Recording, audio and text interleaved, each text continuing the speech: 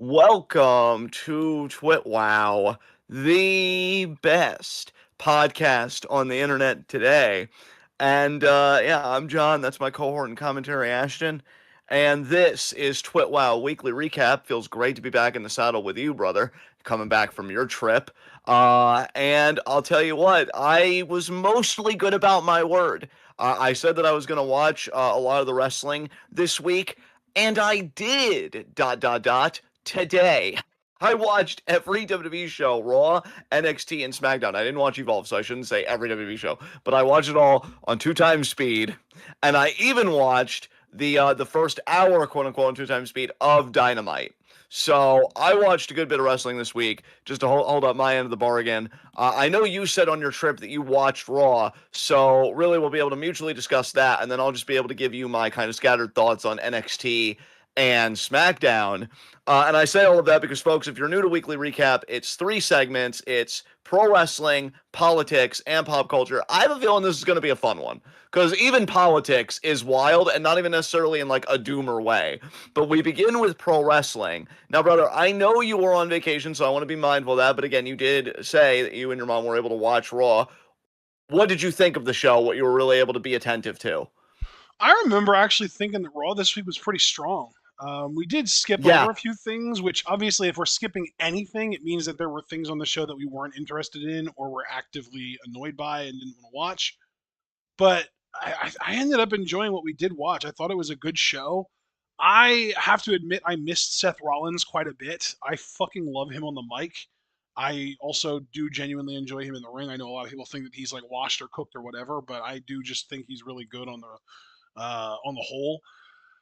But yeah, man, I thought it was cool, dude. It was crazy because literally just last week on this show, on our weekly recap, I was talking about how I thought that Oba and Brock needed to pull apart fight, and we got one this week. I was like, wow, they did it just for me. I'll tell you, because again, I actually was able to be good about it, and I watched all the shows. I couldn't tell you personally, and I'm not trying to be snarky about this. I'm being incredibly sincere. I couldn't tell you which show in the WWE umbrella I think is the best.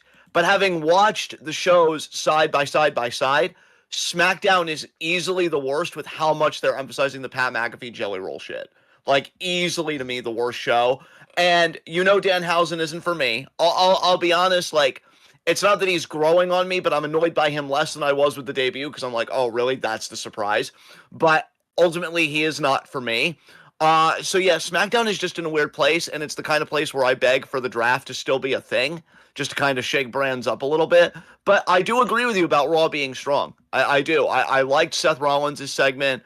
Um, I like that they're kind of going a unique way with Gunther because it could have been so easy just to keep finding guys that are on the very like edge of their careers. I mean, there have been rumors abounding that it was supposed to be Rey Mysterio, but he wants Dominic to retire him and make it like a father-son thing. And I thought Rey was going to miss Mania because everybody was like, you know, Rey was even kind of ducking it, but now we know he's going to be in the Intercontinental title ladder match.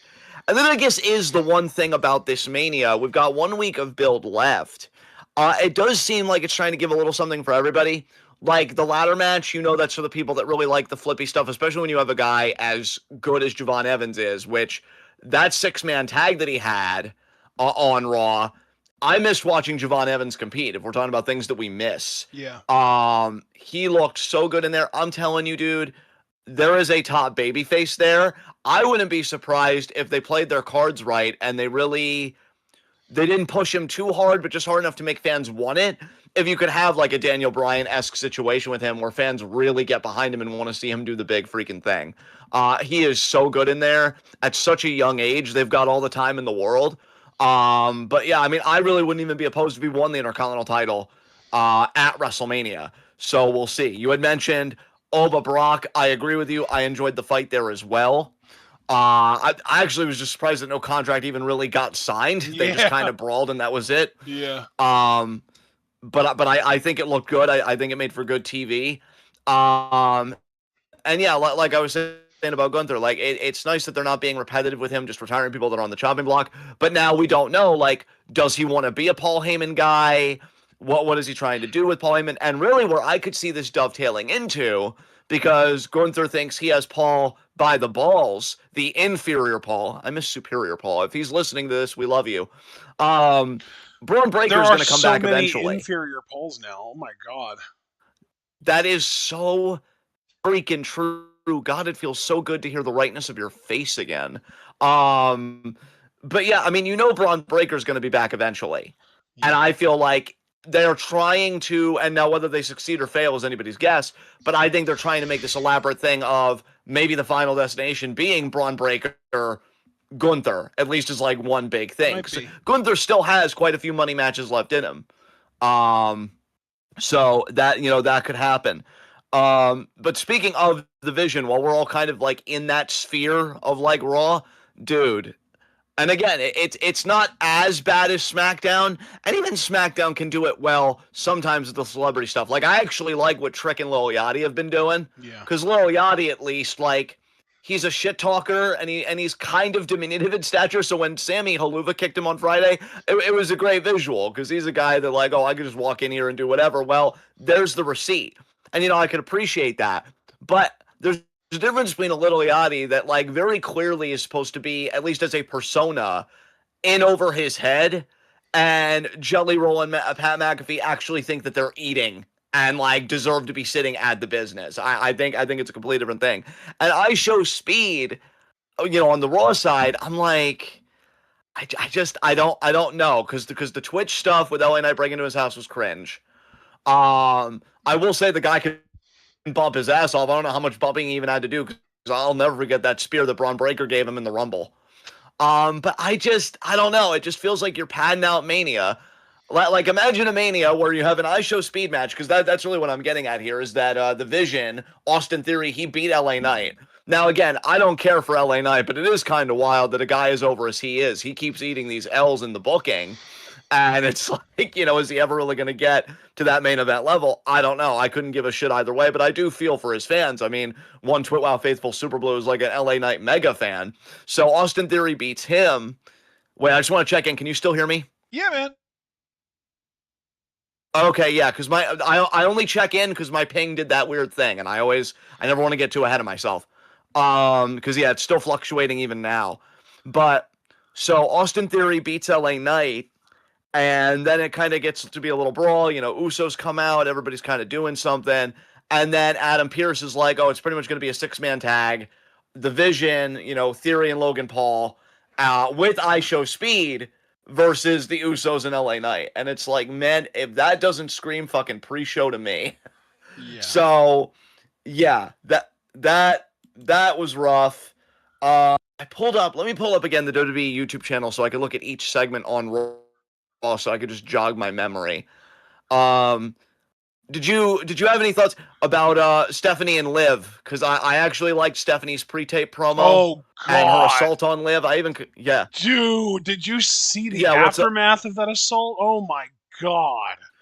Dude, I did, and dude, here's the crazy thing. I already knew the aftermath, right? And as I've said 2 times already, I watched all the shows today, so I finally got to see the assault and actually get the proper context. Bro, when she threw Liv's face into that television, I actually let out an audible ooh. Bro, like, that wasn't even the injury. The injury, the knots on the foreheads came because when Stephanie initially hit Liv from behind, her head clunked into Roxanne's head. You could literally hear their skulls clinking.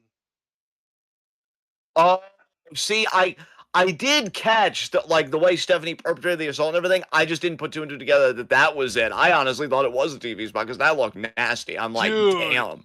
You could literally hear the sound of Liv and Roxanne's skulls.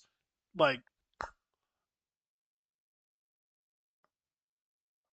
yeah. I didn't cut out. I made the sound. I'm assuming you didn't hear the sound, but yeah, I made the sound. But yeah, like there was like a definitive like clink sound between their heads. It was horrible. It was really hard to watch, honestly. But yeah, Roxanne has a lump too. Roxanne has a goose egg too from them hitting into each other. I did see a fan video of like, oh, Roxanne and Liv about to have matching entrances or whatever, matching look at Mania, and they both come out with the knots on their heads, and I'm like, damn, that is tough. So I am liking how that program's building. It's getting a little whatever, especially on Liv's side, because then apparently recently she talked about Stephanie Vaquer's mom and then did an insult in Spanish. I'm like, this isn't nearly as bad to me as Triple H Booker T WrestleMania 19, but can we just stay away from like racially tinged commentary? Because the last time this happened, if I'm not mistaken, was Gunther Damian Priest. Yeah. And we didn't like it then either. It's just like, can we just not? Can we not go there? I don't know. It's a shame because I love Liv to death, and I do think in ring it could be one of the best matches of the entire weekend. I think the world of Stephanie and Liv both as just pro wrestlers in general. But yeah, the promos have been a bit questionable sometimes to me. Yeah. You know what match I really liked from Raw, bro? And I wanted to get your thoughts on this. Bayley versus Lash Legend. I thought these guys had a solid match, and it reminded me how much I like Lash. Did you? Yeah, Lash. Yeah, because dude, I'm telling you, I'm watching Lash work with the power and everything. Yeah. And I'm thinking to myself, I wonder if she's gonna be to a lot of women and young girls what like Jazz was in her time, like just this badass powerhouse that goes in. And here's the thing: all due respect to Jazz, I never remember Jazz being much of a promo, but Lash, you could tell, has that charisma. Yeah. I think Lash could really be a multi-tool player. She's got the power, she's got the look, she's got the promo chops. I'm really excited. And Bayley's just so freaking good at this. I mean, she's been in the business forever. What more can you really say than that? She's freaking fantastic. And it was a solid match. And yeah, that's right. Bayley did get the win with help from Lyra, because I think Lash is going for a suplex or something. She got tripped. Lyra held the foot down while Bayley goes for the pin. So the way they've built up the women's tag match hasn't been bad, because you can tell all these teams are kind of jockeying for position of like, who's gonna dominate the division or whatever. And so yeah, Bayley and Lyra get the win there. Really didn't have any substantive thoughts about Becky and AJ's segment. I'm kind of over the feud. Oh, yeah, I'm really over AJ even being back, to be quite honest with you. Yeah, we skipped over that. Wait, I'm sorry. What's up? We skipped that segment. Oh, yeah. Okay. Yeah. Okay. Now I get what you're saying. Yeah, I get what you're saying. Yeah, nothing really to say there. What did you think about okay, so, and we could even tie this into Friday if you want, just to kind of cover a lot of ground. Jade brutalizing Io while Rhea's made to watch. I felt like visually it was a solid segment. I just don't know if a kendo stick, like when we've seen the bumps that Io has taken, if it's going to really make me that concerned for her. But I get the effect they were trying to go for. It reminded me so much of that AEW segment from God, it must have been like 2021 or something like that. It was a few years, it might have been 2022. It was several years ago in AEW where Jericho had, it might have been like Anna Jay or someone that was like teamed up with him at the time, going to town with a kendo stick on Britt Baker, and Adam Cole was like freaking out, losing his mind, getting all upset because they had him handcuffed. It was like a shot for shot recreation of that practically. And we shitted on that at the time too. It was so cringe because like kendo stick shots happen in a lot of matches and they're never match enders. They're always like mid-match things that happen that look like they hurt and it's no big deal. So why are we selling a kendo stick beatdown like death? Dude, I'm so glad you mentioned the Britt Baker segment, because that's where my mind was as well. Side note, because you've just come back from vacation, I missed the shit out of Adam Cole, man. I was watching some old Adam Cole clips. There was a point where I really felt like we had it all. God, that man. Then in an alternate universe, he comes up from WWE from Undisputed Era. He has that big main event run that I always thought he could have, main events of WrestleMania or two, and he's known as one of the best ever. I miss him so much. I even checked in on his Twitch stream, but it's just like, I'm happy for Adam Cole, the man, and I hope he's healthy and happy. Of course. I just miss Adam Cole, the persona, the wrestler. Like, it's nothing's going to compensate for an Adam Cole promo or hearing him say Adam Cole, baby. I miss that fucking dude, man. I got hit in my feels hard like a day or two ago, because I even watched the Takeover, Jay Will's entrance where he rapped that Undisputed Era theme while Cole goes to the ring. Goosebumps, dude. I'm like, how did we have it all? And then it just goes away so quickly. But yeah, I don't want to take us too far afield. I apologize. Just you mentioning Cole reminded me I was watching those clips recently. So yeah, let me see here about Raw. Let's pull this Band-Aid off since we're talking about Raw. Well, actually, I don't know, because I always say we're not a recap show. So let me actually ask you. I shouldn't just talk about a segment if you're like, we're not a recap show. I hated this. Do you want to talk about Punk's promo? Or do Yeah, you we want to can just talk skip about it that? because I think that we both probably have stuff to say about it. Okay, I want you to go first. What did you think about this, man? This promo? Well, having now also seen Pat McAfee's retort promo, I don't really understand where they're going with this. Are we building up to a CM Punk versus Pat McAfee program? Because I don't know if anyone really wants to see that all that bad. I don't know what purpose it serves to have them cutting promos on each other. I don't know why the WWE insists on doing these weird, like, kayfabe 3 or 4.0 at this point, shoot promo type. It must be for WWE Unreal, honestly. They've got to be shooting WWE Unreal shit at this point, right? You would think, yeah. Yeah. And I just God, and see that's the thing. Like the wrestling I watched this week, when I really look at it for what it is, I'm like, this really isn't bad, but I just hate all the extra fluff. Like, I don't want to romanticize the Ruthless Aggression era or any era, but do you remember when like everything was just self-contained to the product and we didn't have to worry about too many celebrities or this and that? Like, I know we've done celebrities for years, like WrestleMania 24, we did fucking Mayweather, right? But this just feels like just so over the top, and like every week too. Because at least with some celebrities, like I don't think Mayweather was on the product every week when he was feuding with Show. Like he would show up for a contract signing or whatever, but Show would just be like, "Hey Mayweather, this is what you have to look forward to while he's watching quote unquote from home," and he would dominate like 3, 4 guys. It just feels way oversaturated with this crap, and then Unreal, it's like God, it's just so cringe. Like I just wish it would just focus more on the actual product, like in its own universe, without Yeah. all this extra stuff, because it just really makes me groan. Yeah, Um, well, and I'll even but add too, like the fact that we're even going out of the universe to the degree that like apparently Pat McAfee is like working angles on his podcast on the Pat McAfee show, and then we're kind of cross-referencing where like Cody is bringing that up on SmackDown to basically fire back at Pat. Like it's way too in the weeds, man. It's way too in the fucking weeds. let's call a spade a spade. You've called AEW out rightfully for that same type of shit. Like, oh, you've got to Dude, watch that's all of it this to feels keep up with this so one story. much like Triple H over the course of the last like year or two has gone from trying to put on a strong WWE product with what he has to trying to out AEW to me. Yeah, and it's horrible.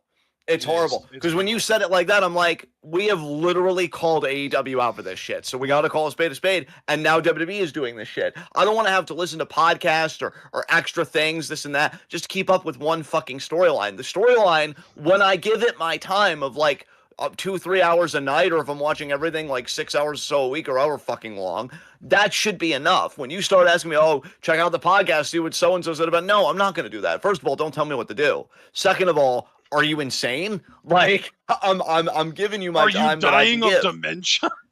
Exactly. Yes. Yeah. Like so. I think you had the perfect phrase and far more economical. In the weeds. That's where WWE is, and that's where I think a lot of my just really just weariness comes from. I didn't want to be too visceral, but I think weariness is a good word. Um, and then yeah, the pull apart fight we already kind of touched on. I thought it was great, but Punk's promo, just to circle back to that, because you were talking about McAfee and then McAfee's retort, which Jesus Christ, I like Pat, but rein him the fuck in. Put him back behind the desk with Cole. I actually liked him as a color guy. I thought Pat was really solid on commentary. But this is overexposure now at this point. Um, I will say this wasn't a bad Punk promo to me. I think it goes for a lot of the easy shots at Roman Reigns that we've kind of heard before. You hide behind your family. He did say like, because you've been handed everything and you haven't really known the meaning of sacrifice, you're made of plastic. That was a big motif in like Punk's promo to Reigns. You're plastic and I'm durable. I've been here forever, this and that. And what's weird is him and Sammy both kind of did this thing in their respective promos where they kind of called out the crowd for booing them. And I don't really know how I feel about that. With Sammy, it actually makes more sense because you can see the guys tilting. And I do wonder if he's going to be a heel. I even wonder if he's going to be. Now, I might be overreaching here because this wasn't even my era. But I do wonder if he's going to be a Bret Hart type heel where like instead of because with Bret he was like I'm still good to my friends in Canada or my fans in Canada, and he was still Bret Hart there, but he said everybody else can go to hell. I wonder if Sammy is like his Canada quote unquote is just his fans, like oh my fans, I love you and I respect you. Everybody else, eat shit. So I do wonder if he's going for something Bret Hart-esque, which I mean, he's also literally from Canada, and his Canadian hometown loves him. yeah, exactly. Yeah. So I do wonder if and that's not a bad thing. That's not insulting Sammy. I'm just we draw parallels on the show all the time, Yeah. and that's what I think of. But Punk doing it, I could forgive Sammy, and I could see where Sammy was going for. I think with Punk, it just kind of seemed a little insecure or a little like bewildered. When he does it, to me at least, Punk comes off like a spurned ex-boyfriend. Like, what does he have that I don't have? What does he do for you that I didn't do better? You know what I mean? Yeah. Dude, I think you said it perfectly. Why the crowd likes Roman so much? Yeah, it's aura. I think it's just it's literally like Punk. You want to know why they like him so much? Literally, look. Yeah. Mm-hmm. Look at him. Look at him, and then look at you, and then you tell me why people like him and are drawn to him. It's you ever heard of the airport test kid? Yeah, I'll tell you, with everything going on in the country, with oil and everything else, agriculture is taking a hit. But look, between Obafemi, Trick Williams, and Roman Reigns, aura farming's at an all-time high. It is. So and Jade Cargill too. And Jade Cargill too, like her or not, absolutely. So I think that essentially covers Raw. So, because Dominic and Finn did stuff, but I know how we feel about Dominic Mysterio on the show. Who literally gives a shit? Oh, that impeccable tone. So now we can go to NXT, you happy and this to know that I haven't lost it over the course of the last week. Bro, there was never any doubt. You were surrounded by a lot of marks, and I know that they've never beaten you before, and they're not going to beat you now. So with that, well, I get to fill you in now on NXT. Nice. So yeah, I know literally nothing about this. My mom is actively watching SmackDown as we speak, so I've seen the first like half or maybe even 2/3 of SmackDown, and it's kind of going on in the background as we speak. So I'm getting caught up on that. But NXT, nope, absolutely nothing. Totally clueless. And I know that you were so looking forward to being in my position, me filling you in. And I woke up today. It has been a wild week for your boy here while my cohort here has been gone. And my shit's kind of getting away from me as far as sleep schedule and stuff again. But I was like, no, John. On that. It seemed like you were getting on really late in the evenings. Yeah. But no, I said no. He was really looking forward to this. And I may hate everyone, but he's still precious, so I can do this, and that's when I really sat down so fucking precious.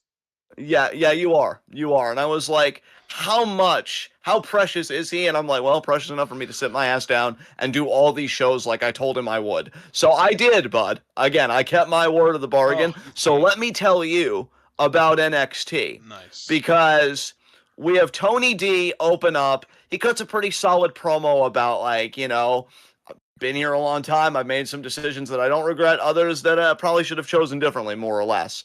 But in the end, I wouldn't change anything because I'm standing here the NXT champion, and nobody's going to take it from me. Not Ethan Page, not Ricky Saints, not Joe Hendry. And of course, say his name. He appears. Joe Hendry comes out. He's like, oh, I just can't help but wonder if it was one-on-one, would it have gone your way, or would I still be the NXT champion? Then Ethan Page comes out, kind of throws Ricky Saints under the bus and was like, if it wasn't for my so-called friend, I would be a 2-time world champion. We wouldn't be dealing with this stuff right now. And then Ricky Saints comes out, and Ricky, I don't know, it kind of mirrored like me energy a little bit, or maybe even you when you call me out when I'm really like turning up, where it's like, well, Ethan, you attacked me first, so don't be acting aggrieved when like you started this, and I just responded. But they all, I guess, just want to run it back with Tony. But then Dark State's music hits. They get in a big brawl. Then the NXT locker room seemingly just empties out to try and contain the brawl and stick it to Dark State. Because who hasn't Dark State beefed with at this point?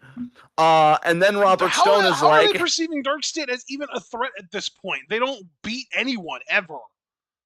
Yeah, Yep, and they didn't beat anybody tonight either. But Oh. yeah, well, I shouldn't even say tonight. They didn't beat anybody on Tuesday either, but we'll get to that You know what later. though? It But sounds like they faced all four of those guys in a 4-on-4 tag. Is that right? yep, So that's not surprising because those are the four guys that were just competing for the world title. They're not going to win that. They should have exactly. won that. That would have been a great job to reestablish them as a threat and be like, listen, y'all, we've been sleeping on Dark State. They are actually on the main event level. But no, of course they can't fucking do that because they don't actually want to do that because they've been telling us that they don't want Dark State to be main eventers the whole time. Yeah, yeah. And I'll tell you, I'm not trying to call anybody out here. Again, just an observation. How many times has Dark State been in these weird tag matches against people that just don't like each other? And it's like, you really should have a 100% win rate because you're supposed to be the well-oiled machine, but that isn't always the case. They might as well be So holding yeah, up a glowing neon sign that says, not the Shield. exactly. Um, After that, so this is where it gets a bit interesting to me, just because I could kind of see where NXT is laying groundwork in a certain way. So we have Sol Ruka versus Izzy Dame, and it's Right. a solid match. Big fan of both women. Izzy gets the win though, thanks to Zarya. She spears Sol on the outside. And then Izzy Dame hits like this kind of flipping power bomb called Dame Over Ooh, I gotta check and that gets out. the 3 count. Say that again. You said a flipping power bomb? Well, kind of like where it's like she kind of just grabbed her, flipped her up. I really, maybe more of a snap power bomb sit out style is more appropriate. But yeah, it's like a power bomb based maneuver called Dame Over. She gets the 3 count. Nice. Now, I'm excited about this because we have to remember Lola Vice is the new NXT Women's Champion. Yes. And already I can kind of see how this title reign is going to go because, for one thing, again, Izzy just beat Sol. I can see Izzy challenging Lola, and that's exciting to me because that means Izzy in the main championship conversation. Yes. Another woman I can see in the main championship conversation is Kalani Jordan because on NXT Revenge, which is a 2-week event, I think this is week 1 that this match is happening. I think. Kalani is facing Jada Parker. Now, again, your boy, as I usually am 85% of the time, was wrong. Jada did not end fucking JC's title reign. Let's lower that to like 65% at most. I appreciate you. 65%. I'll give myself that just because I need some kind of fucking win. But yeah, Jada did not do it. I'm not thrilled that she's probably taking an L here, but I mean, I gotta be consistent. I have loved heel Kalani, and it kind of makes sense given that she just got out of a program with Lola and they could run it back, but this time for the title. So I see both Izzy and Kalani as future challengers for Lola, and I'm being presumptive because I should get this out of the way too, because next week for week 1 of NXT Revenge, Lola is going to defend the title against JC in a rematch. JC's not winning that. I really believe this is Lola's time. You and I both, when we talked about her winning the title, think that she's going to have a longer title reign by babyface standards. JC's not going to be the one because I think the next thing for JC either is a call up or the dissolution of Fatal Influence. Yeah. Because either, and I'm assuming Fallon, but like somebody's going to get sick of her shit, right? And so, yeah, that's happening. But yeah, I just wanted to lay that groundwork for you because it's very clear what's happening in the women's division. It is kind of exciting, just knowing that Izzy's going to be getting that spot and a heel Kalani, who is so much better, could be getting that spot. Yeah. You already knew about the tag match. Really, the only thing I want to say about the Dark State main event fatal 4-way from Stand and Deliver team, Hendry, Saints, Page, and D'Angelo, is that Miles Bourne did come out at one point and he started beating the bricks off Dion Lennox because Dion Lennox had attacked him at Stand and Deliver.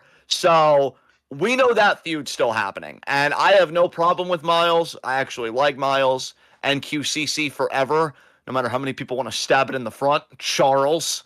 But I am rooting for Dion. Fucking Charles. I am rooting for Dion to be the next North American champion. So we'll see how that goes.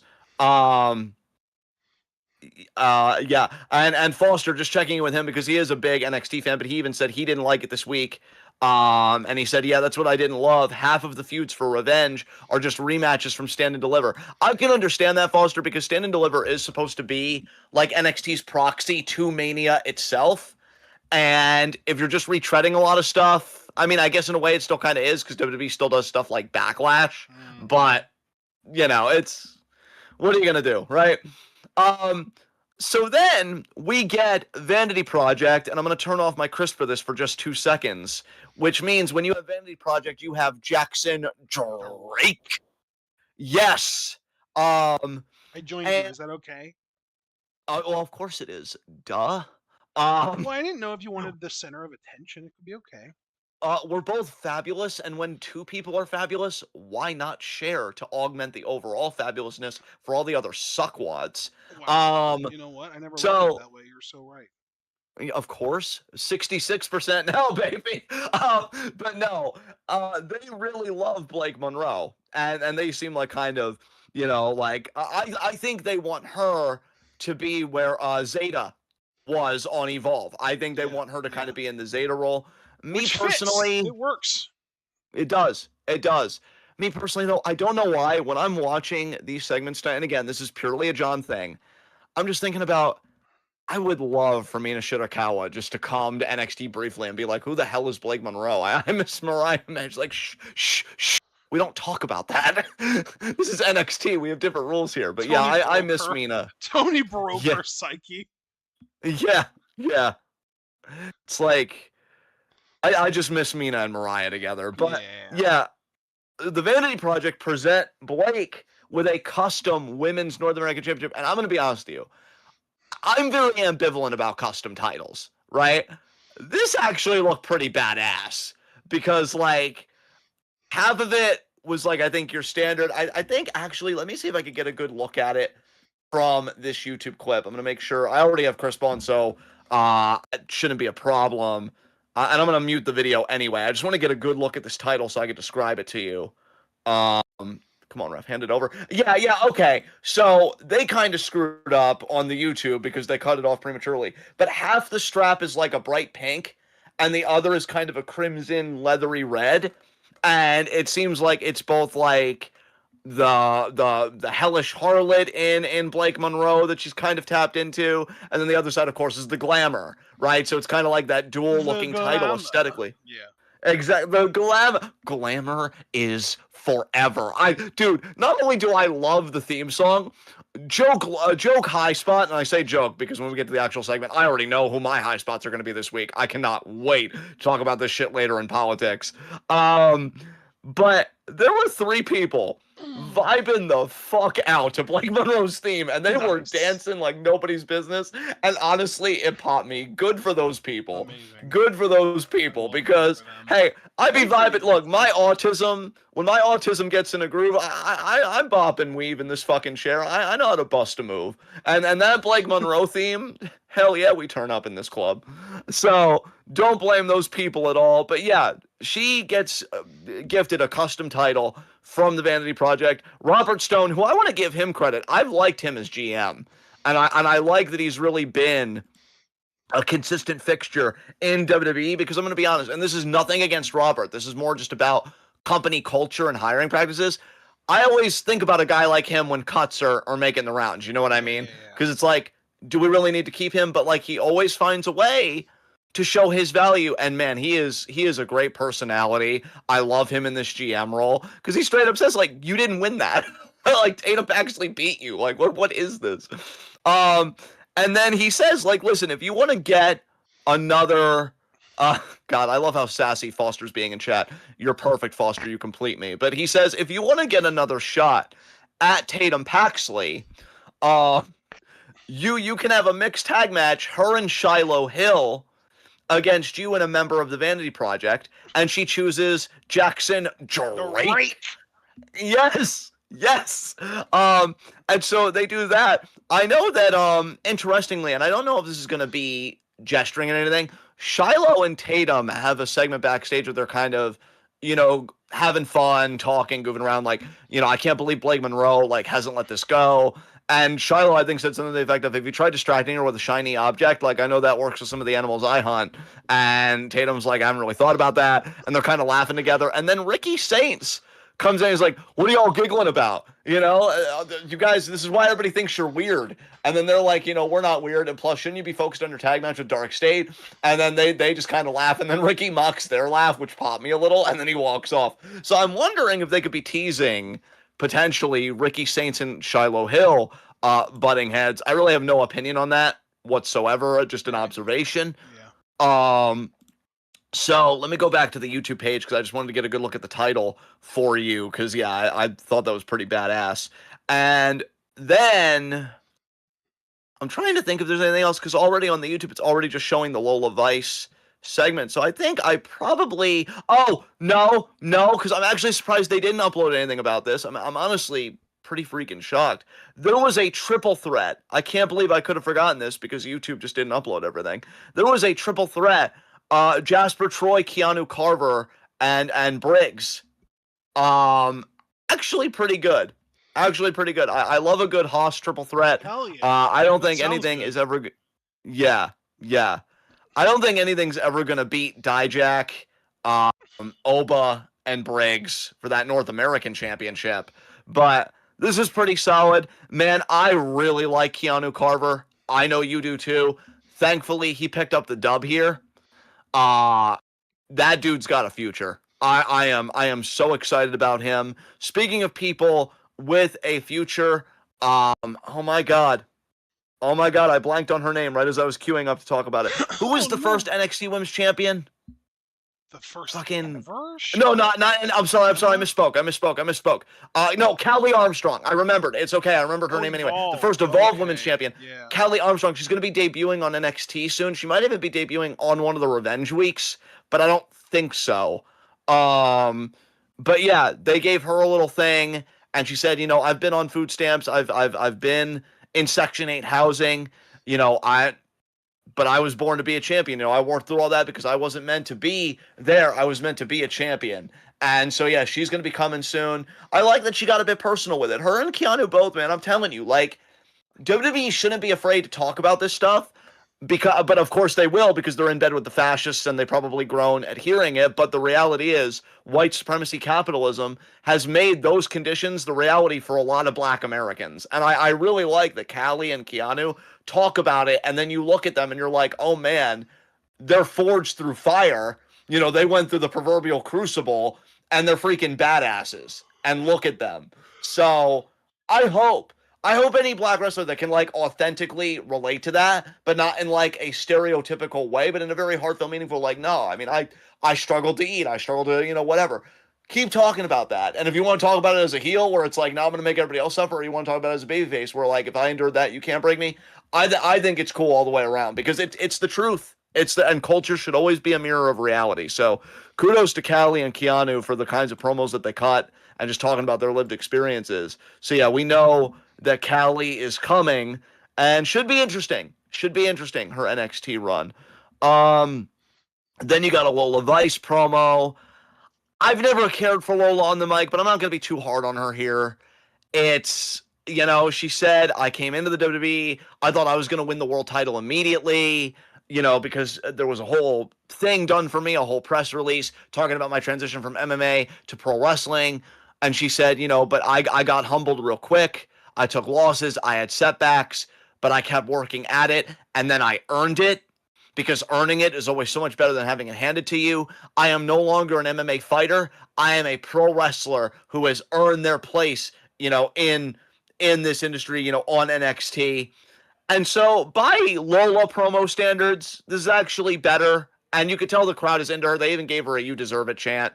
And because I think they see it. Chant to fucking anyone, though. That is true. Okay, I'm not denying that, but I'm not I do think. By the way, I want you to know that. I'm sorry if I came off that way. No, you're fine. No, I get it though, because so much of the business is like but I do think, to NXT's credit, however I feel about Lola, it would have been so much worse if they kind of Ronda Rousey'd her in the sense of just giving her everything right away because, I Yeah. come from the world of real fighting, They really you know? want her to be like a homegrown Ronda, though, you can tell.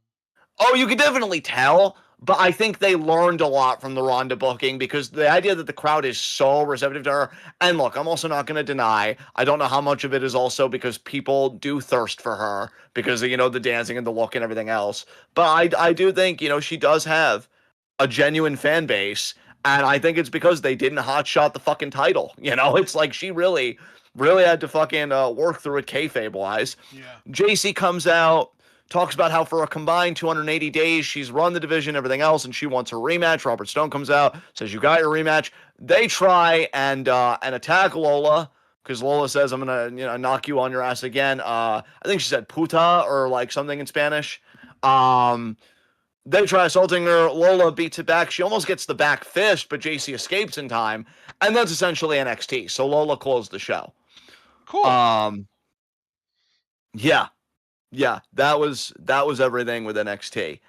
Right. Well, I mean, it's Blake Monroe kind of being a sort of, kind of, sort of, but not really member of the Vanity Project. I like that they're kind of positioning her as the new Zeta Steel. I love that actually. I would actually be interested in watching that mixed tag match. That's kind of interesting to me as well. Not really interested in what they're doing in the main event scene until Dark State gains credibility. Miles Bourne, I hope, kind of screwed himself over by continuing to go after Dion Lennox because I hope Dion beats him for the title. I don't really know if I have much else to say though. I mean, yeah, like the Izzy stuff is very exciting for sure. I guess just to fill in some gaps because I know there were some things I didn't mention. Blake and Drake. Pop. They did win their mixed tag match, and cool. Blake actually pinned Tatum. She pinned Tatum. Exciting. So, yeah, that feud isn't over. And also, Zarya Soul isn't over because I already said Zarya cost Soul against Izzy. Yes. They, I think, are going to be on week 2 of Revenge in a last woman standing match. Oh, wow. And, okay, that's fun. But yeah, dude, if Zarya doesn't win this, which I am assuming she will, but if she doesn't win this, I'm like, what are we doing with either of them now? Like, what happens now? But yeah, so I think that's the other big thing. And Lola JC is happening next week as well. I think I mentioned that earlier, but just to double down on that. So that should be everything you need to know about NXT. So now let us go to the worst program, fucking SmackDown. Let's start with something cool. Royce Keys debuted, and he beat Berto. And I'll tell you, the two big things I came away with this, I really like Berto still. I think there's a very likable babyface, at the very least a mid-card babyface, bare minimum. Yeah, I agree. I love his look. He looks really toned up, has a great physique. Kind of reminds me of the kind of build you would see in the Ruthless Aggression era, oddly enough. And I love, like, the claw tattoo on his chest, like the claw marks. Very, very distinctive look. Royce Keys, though, man, he seems like such a humble guy. I've heard snippets of the interview he did with Stephanie about, like, his hardships. And again, like, I love that black wrestlers are talking more about that. Like, thank you. Like, finally, we're really treating it seriously. And he won with a double-A spinebuster, and I'm a sucker for a good spinebuster. That spinebuster looked good. And I'm like, you know what? It's cool to see that the double-A is finally starting to win matches again after all these years. How many freaking years? So good. How long, by yeah. the way? How long before that gets replaced with a flashier-looking finisher, you think? You know what? I'll say 3 months. I'll say 3 months. You don't think it's going to take that long? I gotcha. Yeah.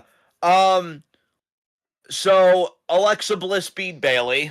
God, because what a joke too. I mean, of course there was interference involved, but like Bailey just cannot catch a break. Like, I really would not surprise me at this point if something happened that prevented her from being on WrestleMania again this year.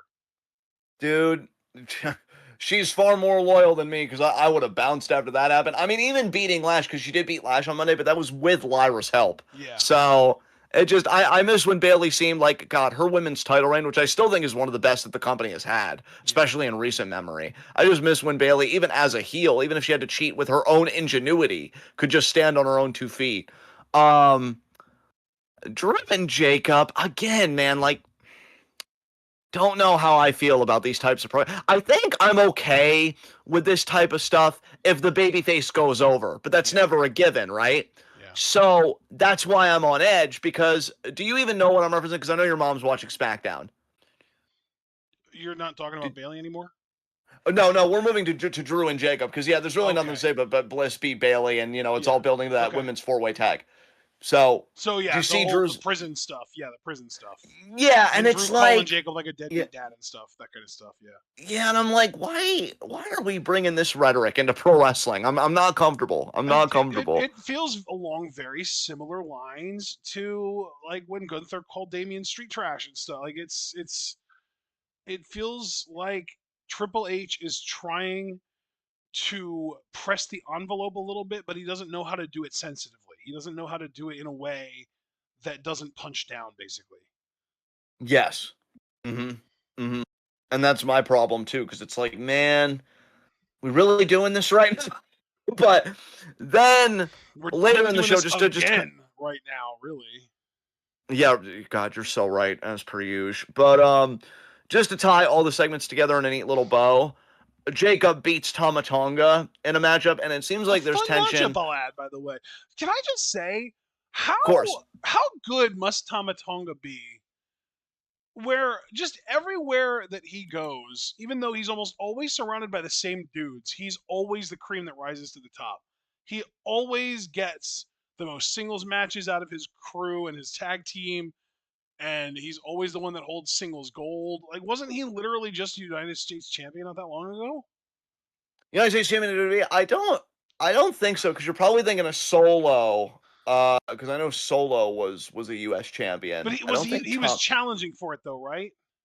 He might have challenged for it recently, when either Dragunov or somebody was doing it, or maybe it was Mello. Right. Yeah. But like the idea though is that like Tama Tonga, like he was a singles champion in New Japan. I think he was the television champion or something like that in Ring of Honor. And so like even though he's always really been more well known as a tag team wrestler, for some reason, man, these companies are always putting singles titles on him and giving him singles pushes. And even now, out of the MFTs, like Solo Sikoa is the leader of the group, and yet I feel like we see Solo Sikoa, or we see Tama Tonga actually being in the ring wrestling more on a week-to-week basis than Solo. Yeah. Yeah, and I think it's tying into something too, because look, I don't keep up with the product anymore. Right. So this is me, like it's a tenuous kind of me stretching beyond my authority here. But from what I understand, they lost the lantern that they stole from the Wyatt Six, and Tama Tonga got blamed for that. Well, Tama gave it back to Bo, to Uncle Howdy.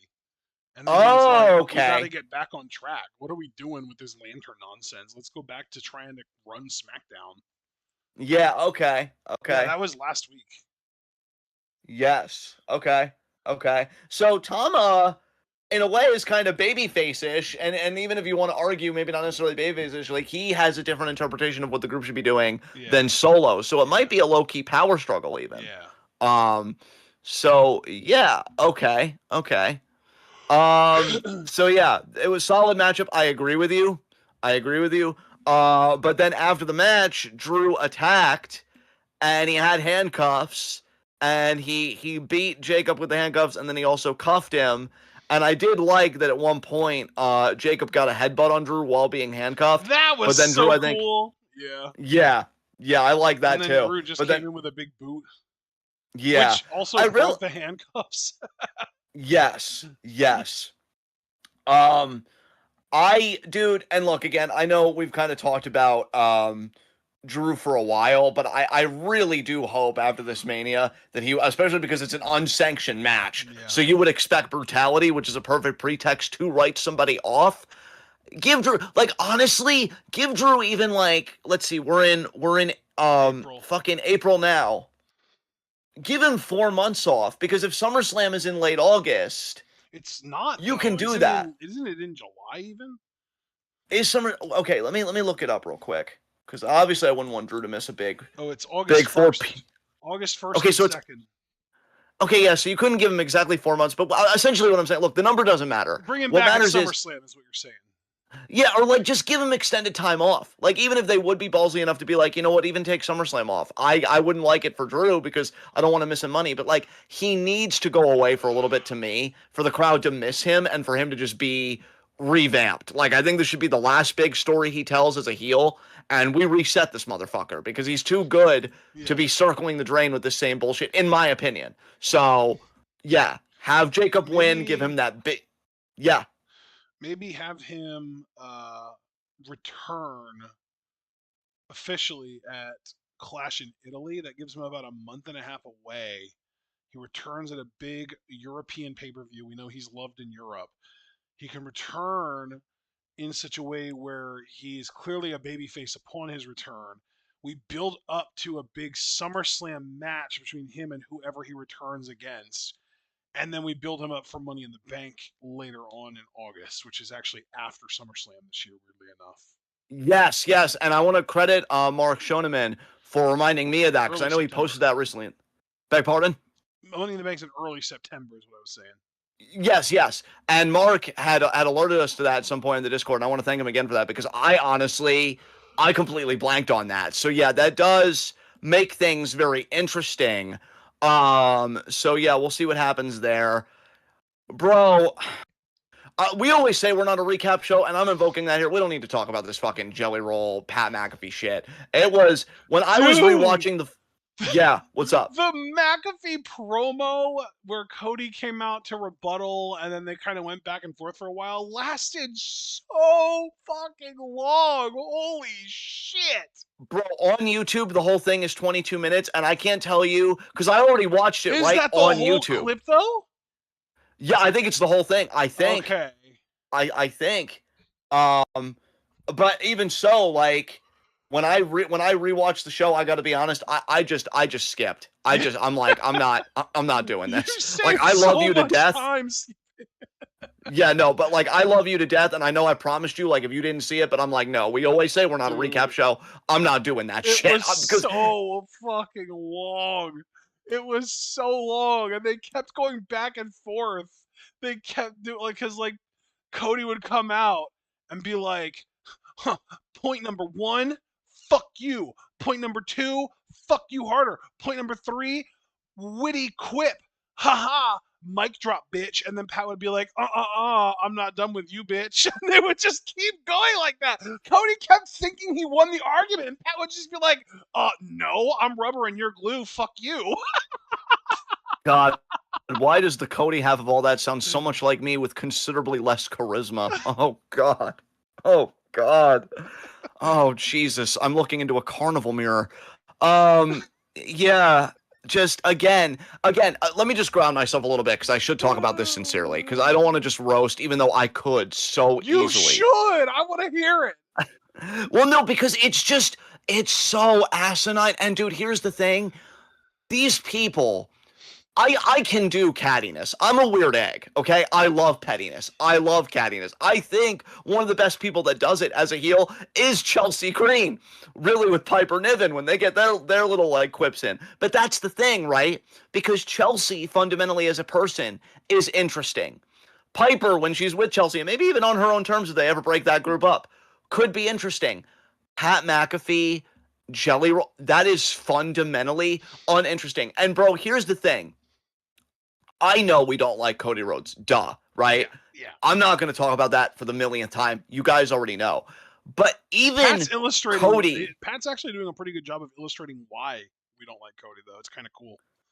Yeah, really, because it's like I have this one vision of the business. Pat has this other vision of the business, and I'm that guy in that meme, that Family Guy like cutaway that's like, kids, you're both terrible. And it's like, Jesus Christ. But even Cody, to cut him a modicum of slack, this feud should have been so easy to write because of him. And he even said it in the promo. It's two guys that have known each other for... Yeah, and you could have had Orton go psycho mode, terrorizing Cody terrorizing his family. I know Brandy's pretty like off screen. If she even wanted to scream and be like, what are you doing in our house, Randy? Whatever, get out of our house. And Randy could be a menace because it would be cheese and it would be over the top, but it would be that pro wrestling cheese that we've all seen once or twice and have grown up with. What is this? Because like even me, because look, again, I gotta be honest because otherwise we have the tape and we can hold the tape against me. I did say I'm liking Randy Orton in this feud. When was the Man, last like time we God. had a proper home invasion in pro wrestling?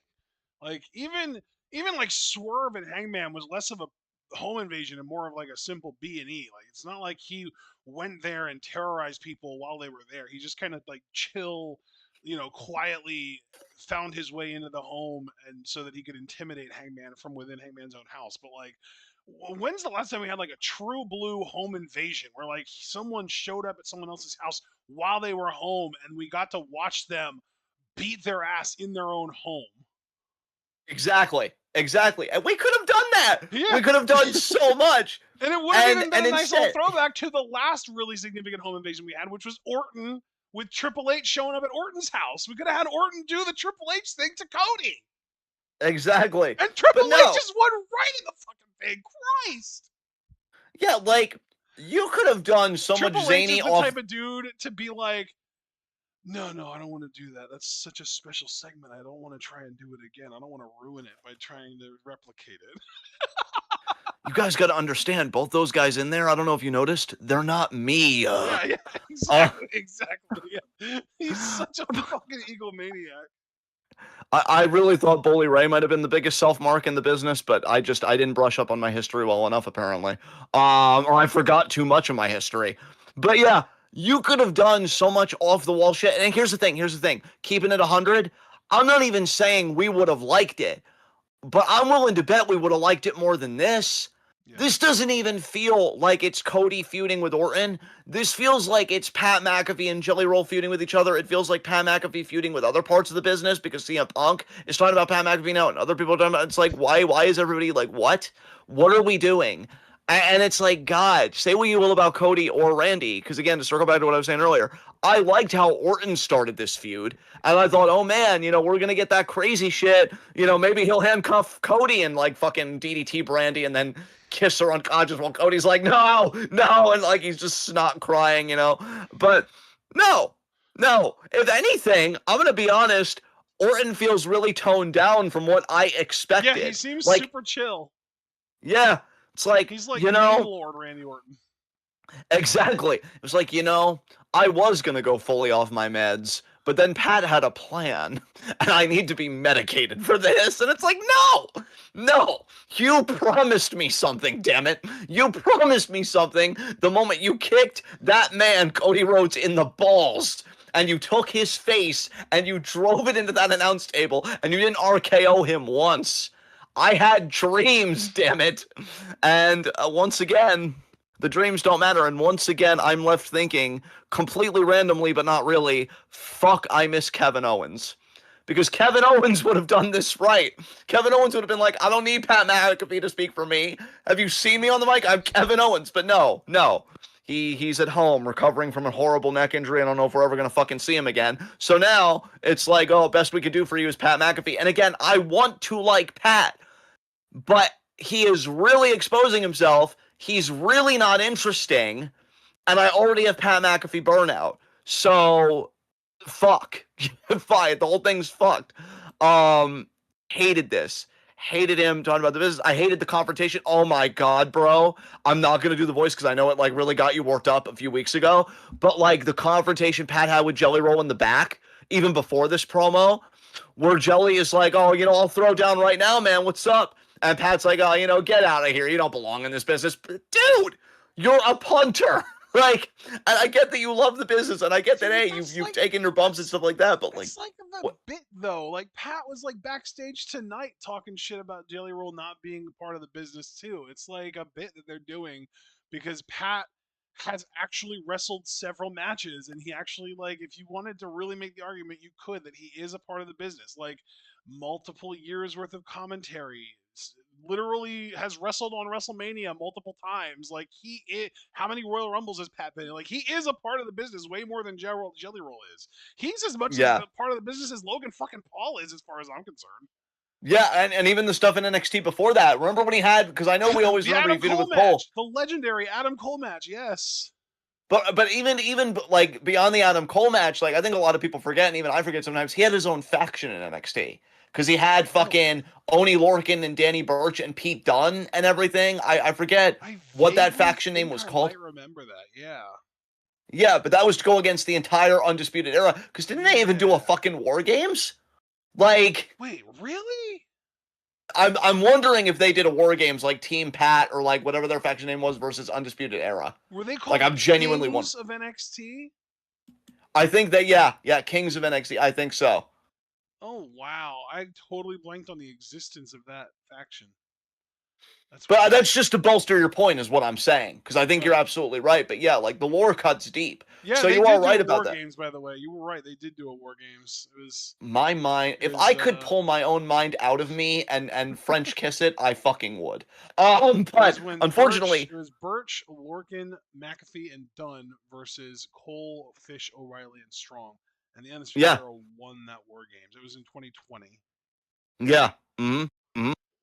So yeah, give Pat his credit. I mean, he even did NXT And stuff. by He the didn't. way, He did it from the Pat's Williams. next match after that was defeating Austin Theory at WrestleMania.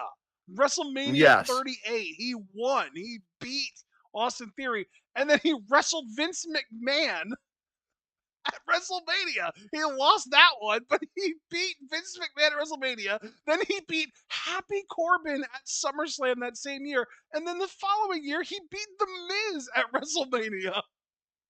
Yes. Pat Yes. McAfee has won multiple WrestleMania matches. Yes. Yeah. That Dude, is and one I of the just yeah. funnest facts I've ever heard. I just can't get out of my head that one fan that's like, Cody's retaining because of Jelly Roll, and then we're doing Pat Orton versus Jelly Roll and Cody at Backlash. Yeah, that And the wouldn't more surprise I me. think It wouldn't about it, surprise me at all. yeah, the more I think about it, the more I'm like, fuck, it's happening, Honestly, it isn't wouldn't it? surprise me Like, if that match happened on the SmackDown after WrestleMania yeah, and McAfee kicked someone in the balls and it caused a DQ and it led to some kind of like hurricane or not hurricane, tornado tag match between all four of them so that they're all legal at the same time and like unsanctioned or like a no holds barred type thing so that you can low blow legally and not get disqualified for it kind of thing. You know what I mean? yeah, You're a Oh dookie. boy, this fucking feud fucking sucks. Do you know what I I just, love about this feud though is that it involves Cody Rhodes and therefore we never expected it to be good. God, that's so true. God damn it. Um, yeah, I already talked about Royce Keys debuting. Already talked about that sack of fucking shit. Wait, That who's the fucking stack of thing. fucking shit? Well, just the whole Pat McAfee, or well, I guess we didn't really get too deep into Pat's promo, but again, it's just talking about like how the It's business needs to change, pandering. and Orton's gonna be the one to That's what's change. so weird Yeah, about it though is that Pat is like flip flopping because like he'll do some very obviously heel shit, like talking shit about the sports team and stuff like that.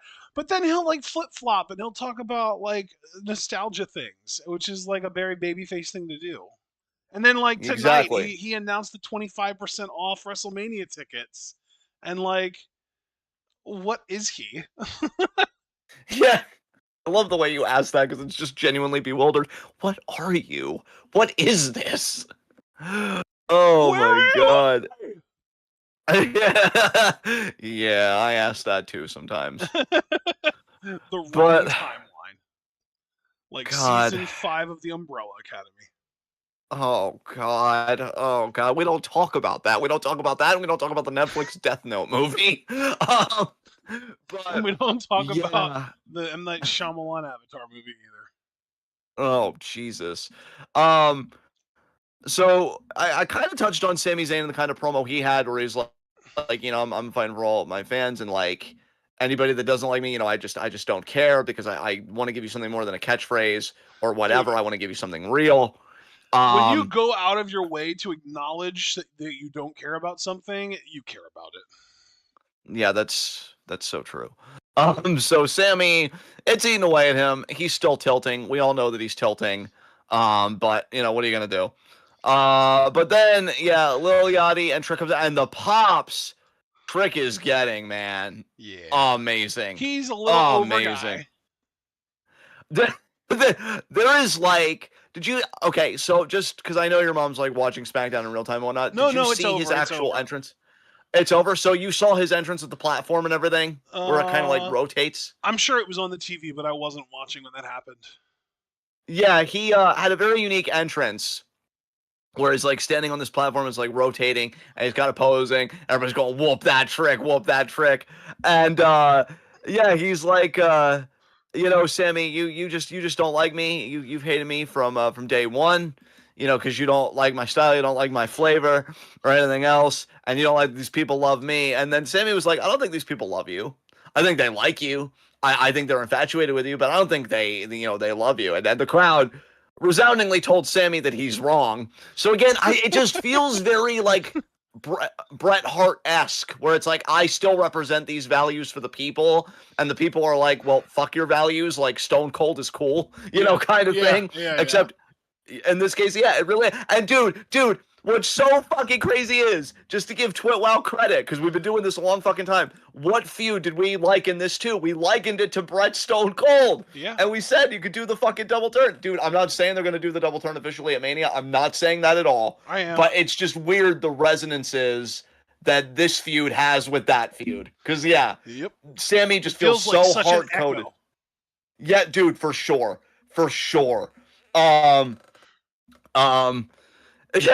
Foster was like, it's like a bunch of Johns from 2015 are in the crowd for Sammy. Dude, I know.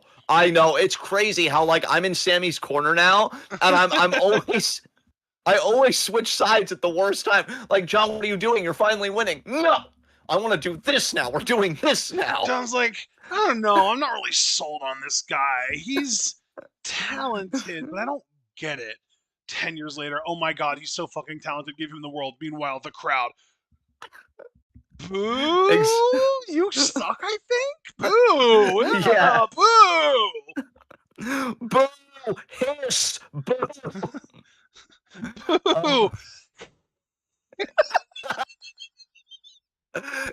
I know in the past you haven't exactly liked when I've done hissing noises, and I've never really heard you make a hiss noise until now, and it popped the shit out of me. Worth it. I don't 100%. like being hissed at because it's cringe, but in mimicking a hissing noise to go along with the boo hiss thing, go for it. If you ever do it, I will not be upset. There you go. But yeah, this all leads to Trick against Matt Cardona, and to set that up, dude, Trick, this match went on for way too long. By the way, this match should have been 90 seconds tops. Yeah, for real. But that only got set up because Trick confronted Melo in the back while he was rehabbing his knee, and Cardona was kind of giving him a pep talk, which, full offense, if I get a pep talk from Matt Cardona, my career's over. It's like I need to readjust. Yeah. Like, if I'm in the back and the only person trying to console me is Matt Cardona, I have so much I need to reassess about my life. Yeah, dude, you get it. Yes, it's like I know Carmelo's babyface right now, but I would have looked at him and been like, "Look at me, look at you. What is this? Face. Get out of the trainer's room." Damn, I mispredicted. Yeah, what did you think I was gonna say? Face. Yes. I mean, that would pop the shit out of me, but yeah, it's like, no, get out of my face. It's it's like you're trying to inspire me, at least bring your wife. She's good at that. She's really talented and charismatic. She can actually get me like inspired and ready to like take on the world. But no, not you. You're fucking bland and what did Randy call him? Mid-card geek or something like that? Like that's so mid-card geek. Chelsea Green for Miss Money in the Bank 2026 or Women's Royal Rumble 2027. Book it. Fucking, you don't have the balls. Win that Rumble so you could main event WrestleMania in Saudi Arabia, girl. Oh, God. I keep forgetting they're doing it in Saudi, and I keep being reminded, which is a good thing, but fuck. Shit. I will not allow us to forget that WrestleMania next year is in Saudi Arabia. And you shouldn't. Ruin it for everyone because the WWE ruined it for everyone first. Dude, it's fine what you said, but I really thought I'm gonna ruin it for everyone because WWE ruined it. I thought you were gonna put your voice on me, and I was gonna pop so hard. When I always say that there is a version of you out there in some alternate universe that turned heel, and I want to let heel Ashton know I love him. And if you ever want to visit this dimension so we can bully the shit out of people, yes. Yes.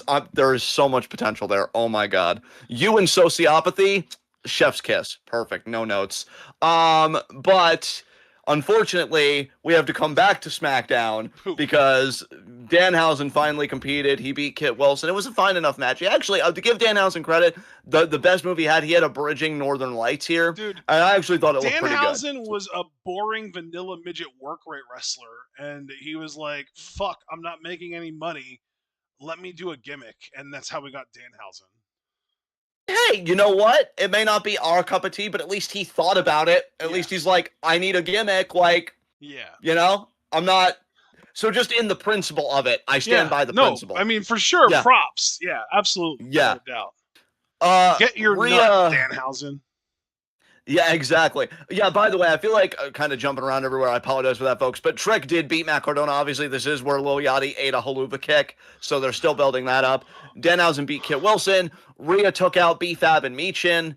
But then Jade beat Io in a non-title match. And I'm okay with it because Io had the attack on Monday. Rhea even said in the opening promo, I liked how she said, "You hurt my Io." Which I'm like, oh my god, the feels like everybody already is like doing sapphic art and everything with these two. Now it's just going to explode. But yeah. So she even said to Io, like, you're not 100%. And Io's like, I want to do this. So in that way, I think they protected Io because it's like, well, you're not 100%. Also, speaking, when I saw online that Jade beat Io in the main event, I was annoyed. But immediately at the beginning of the show, they really did a great job of selling the beatdown and being like, Io, you're not 100%. It's like, okay, well, there's the excuse. I can forgive it. It's fine. Whatever. Exactly. Also, speaking of Io, we did get an Asuka pre-tape promo. Oh, did I missed out on that. Yeah, Asuka pretty much said, like, Io, like, stop trying to break up my family. I mean, first you left Damage Control, and I loved you, and you ruined it because you chose Rhea over us, and now you're trying to pull Kairi away from me. And so it does seem like if we don't get announced this week that Io and Asuka is like Mania bound, I really don't know, man. I'm like, what are we doing at this point? But yeah, I mean that was essentially SmackDown. And then to talk a little bit about Dynamite because I did watch the first hour of it before we had to get on. Not bad, but fuck Chris Jericho. Fuck Chris Jericho and fuck Ricochet, because he brought back the list? No, just fuck him as a human being and like, AEW is my home and I love this business and doesn't matter if I'm in the middle of the card or the main event or whatever, I just want to help this business. And it's like, bruh, relax, okay? Like I don't need a handy from a fucking old ass. And then fucking Ricochet comes out and then Jericho goes to the low-hanging fruit, which if it was anybody else, and especially anybody with your tone, for instance, or just an impeccable tone in their own right, I would have popped. But because Jericho is such a piece of shit, I didn't give him a pop. I'm proud of myself. I restrained myself. I'm so proud of you because I know this is a bald joke coming. Yeah, exactly. He's like, wow, you're bald. Now, anybody else, I would have let out a little chuckle, a little baby chuckle out into the world. You get nothing, sir. Fuck you. You get nothing. Go home. Yeah, exactly. No pop. You lose. But yeah, Jericho. See, that did pop me. Jericho and Ricochet, they're set for Dynasty. And I hate them both because Ricochet recently, like every other AEW talent, doesn't know how to fucking use social media because he told a woman, I'm glad you have MS. He came after another guy for like some other really personal shit. And I'm like, dude, like, what the fuck? What are we doing? And Jericho, of course, is Jericho. I believe Kylie Ray with what happened between her and him. His wife was at January 6th. Like, he's very clearly a Trump supporter, so, like, he's down with fascism. So that makes him a fascist. Rape and pedophilia and everything else associated with Trump. Exactly. So fuck you. But the actual, it was good. Look, and this is probably going to be one of the few times that I actually do this. I hate fucking ocean spray with a passion. Mainly too, I am petty as fuck because I am going to be honest, even though it doesn't make me look good. I hate that fucking face. I'm like, pull a Vince on Christian and put a blue dot over that shit. That face is why censorship was invented. Okay, I hate him, but I will even give the Empire the credit and Osprey the credit. AEW had a hot start where it immediately started with like a parking lot kind of brawl that quickly like went into the ring, and it was like this big thing between them and the Death Riders, and they had a main event. Now, obviously, I couldn't get to the portion of the show with the main event because we had to get on here. But I did appreciate the energy that AEW opened with. I also saw Willow Nightingale versus Queen Aminata, who are two excellent workers. I'll tell you, bro, Willow Nightingale has fucking fanfare. Like, even in Facebook groups that get recommended to me on Facebook, I have seen pro Willow Nightingale posts. AEW, if they really wanted to, they could make her the top babyface of the division. And I think when she wins her first AEW Women's World title, the roof might come off the arena that she wins it at. Because, like, I even looked at her cage match profile just to see how people felt on there. And consistently, it's like, she's so bubbly, she's so authentic, she's so sweet and cool, and this and that. And Queen Aminata, I mean, she's been putting the work in forever. Yeah. She's a really solid freaking worker. So that was a fun match. That was fun. If I remember correctly, Willow won that match.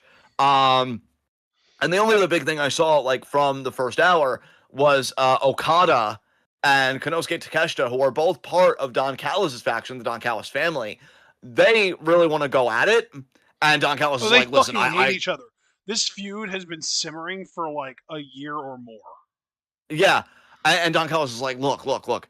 I treat this like a sports brand. I like it when they don't like each other. Sure, Baldy. Yeah, keep telling yourself that, you phallic fuck. Because it ain't looking good for you right now. Because these guys, they really do want to pull each other apart. So from what I saw of AEW, I'm not gonna lie. If you put yourself in the right mindset and you know what you're getting, it can be decent. It's still not my thing. I wish we actually got like more psychology, more actual working, and this and that. But like, it's very similar to getting in a PWG mindset. When you, me, and your mom would watch those shows, you know what you're getting, and it's a fun time. Yep. AEW fans are feeling really good about their product right now, and whatever I feel about AEW, I want fans to enjoy wrestling. I miss when I really enjoyed wrestling beyond just Stardom and Joshi and stuff. I can't say that I'm back there. This was an okay week of pro wrestling. I could take it or leave it. And that's the thing, though, right? Is like, I'm not like, oh man, I can't wait for fucking next week. Let's fucking go. I'm like, fine. I could have done something else and been just as satisfied, but this was fine. And that's really where I'm at. You could have read a book. Yeah, I know. Dude, knowledge is fucking power, my dude. Hell yeah. And man, some of the crazy literature I read this week, Jesus, we're not going to get into that though, kids, because that's not age appropriate. But the point is, I could have done other things. I'll maybe tell you later. We'll get into that in the pop culture section. Well, yeah, maybe. So yeah. But point being, I could have done other things, and it would have been whatever. But this was fine for what it was. Do you have anything you want to say though? Because I know again your circumstances were unique, but you did like watch Raw. You're caught up on SmackDown. Anything you want to say about pro wrestling before we get into politics? I'm wondering if Pat McAfee's whole deal with Ram trucks lasting through the end of Raw is going to come back and have some kind of repercussions, because like the first time he said it, he was very specific about it being through the end of Raw. So I wonder if McAfee might show up on Raw and say something to Punk or attack Punk or something like that. Huh. We'll see. It would be really weird considering Punk is feuding with Roman, but I find it really weird already that these two guys on opposite shows in opposite title matches are basically having verbal feuds with each other. So I don't know how to handle that. I don't like it, but like you, I also don't know how to handle it. So I guess it's just ignore it or watch it and just let it happen. I hate everything. So that is essentially that, guys. I'm keeping my energy because politics is fucking wild this week, and for the first time since maybe we even started this segment, I don't have my doomer voice on. Oh, don't get it wrong. A lot still fucking sucks. but things are happening, baby. So let's fucking talk about it, shall we? So with Iran, because we have to open with that because this is an illegal war of aggression that we fucking started at the behest of Israel. More on that in a second. Recently, it seems like a ceasefire was agreed to. A ceasefire that unilaterally really seemed to favor Iran. Iran is in a better, like, okay, so let me be clear about this. I want to be careful what I say because when you talk about war, that's one of the most serious things you can talk about. Iran has suffered heavy losses, and I think they continue to because Israel hasn't stopped. Again, we'll get more in depth in that in just a few moments. But they're making money off the strait now because they're charging a toll.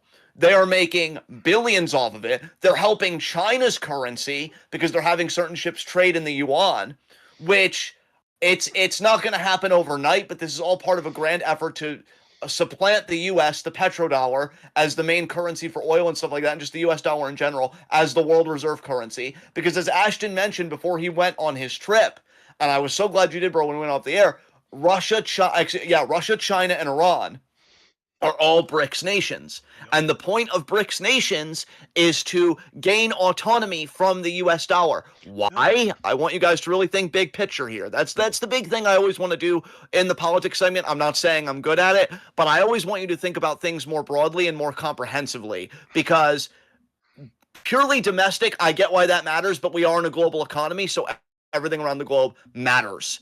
And the big thing of gaining autonomy from US currency, what does that do? Well, it means, and Marco Rubio himself even said this a year ago, he said in 5 years, sanctions aren't going to have any effect. Well, who's getting sanctioned right now? Iran's gotten sanctioned to death. I have talked about on this show that sanctions have been so bad in Iran, a black market for organs and a black market for medical supplies when COVID was at its apex in the global consciousness opened up in Iran. Cuba has dealt with sanctions, and now they're dealing with something far worse because, Dude, they're still struck. The way that currently active politicians talk about Cuba, it genuinely disgusts me. Yeah, dude, it is grotesque. Dude, I saw a fucking Gavin Newsom interview the other day, and like I was already not excited to vote for him at all. But I think that this interview where he talks about Cuba might have pushed me over the edge to into your territory of if he gets the nomination, I might actually fucking abstain from voting in 2028. Yeah, because TWitWoW doesn't believe in voting Republican, and I'm telling you, this dude is this dude. Dude, he was just praising Trump yeah. for positioning the U.S. in a position of power over Cuba. Just like, for fucking like, yeah, let's just ignore all the people who are fucking dying and starving. Like, fuck you, dude. Dude, I hate that motherfucker. I I really really don't like him. yeah, It's funny because I watched that interview and within like maybe 5 minutes of that, I came across a Pete Buttigieg video and I was like, breath of fresh air. He's so much better.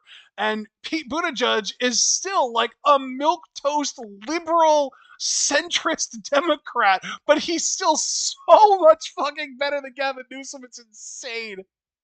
the biggest thing Gavin Newsom has going against him is that his press team can't run the whole campaign for him because every time he opens his mouth himself, which by the way, he's opened his mouth at times to disavow his own media team because when they post the fire memes and everything and they make it seem like, oh, this Gavin guy isn't so bad, he shoots himself in the foot. This is a guy, and I'm just going on this side tangent because we broached that with Cuba because I hate this motherfucker and people need to know.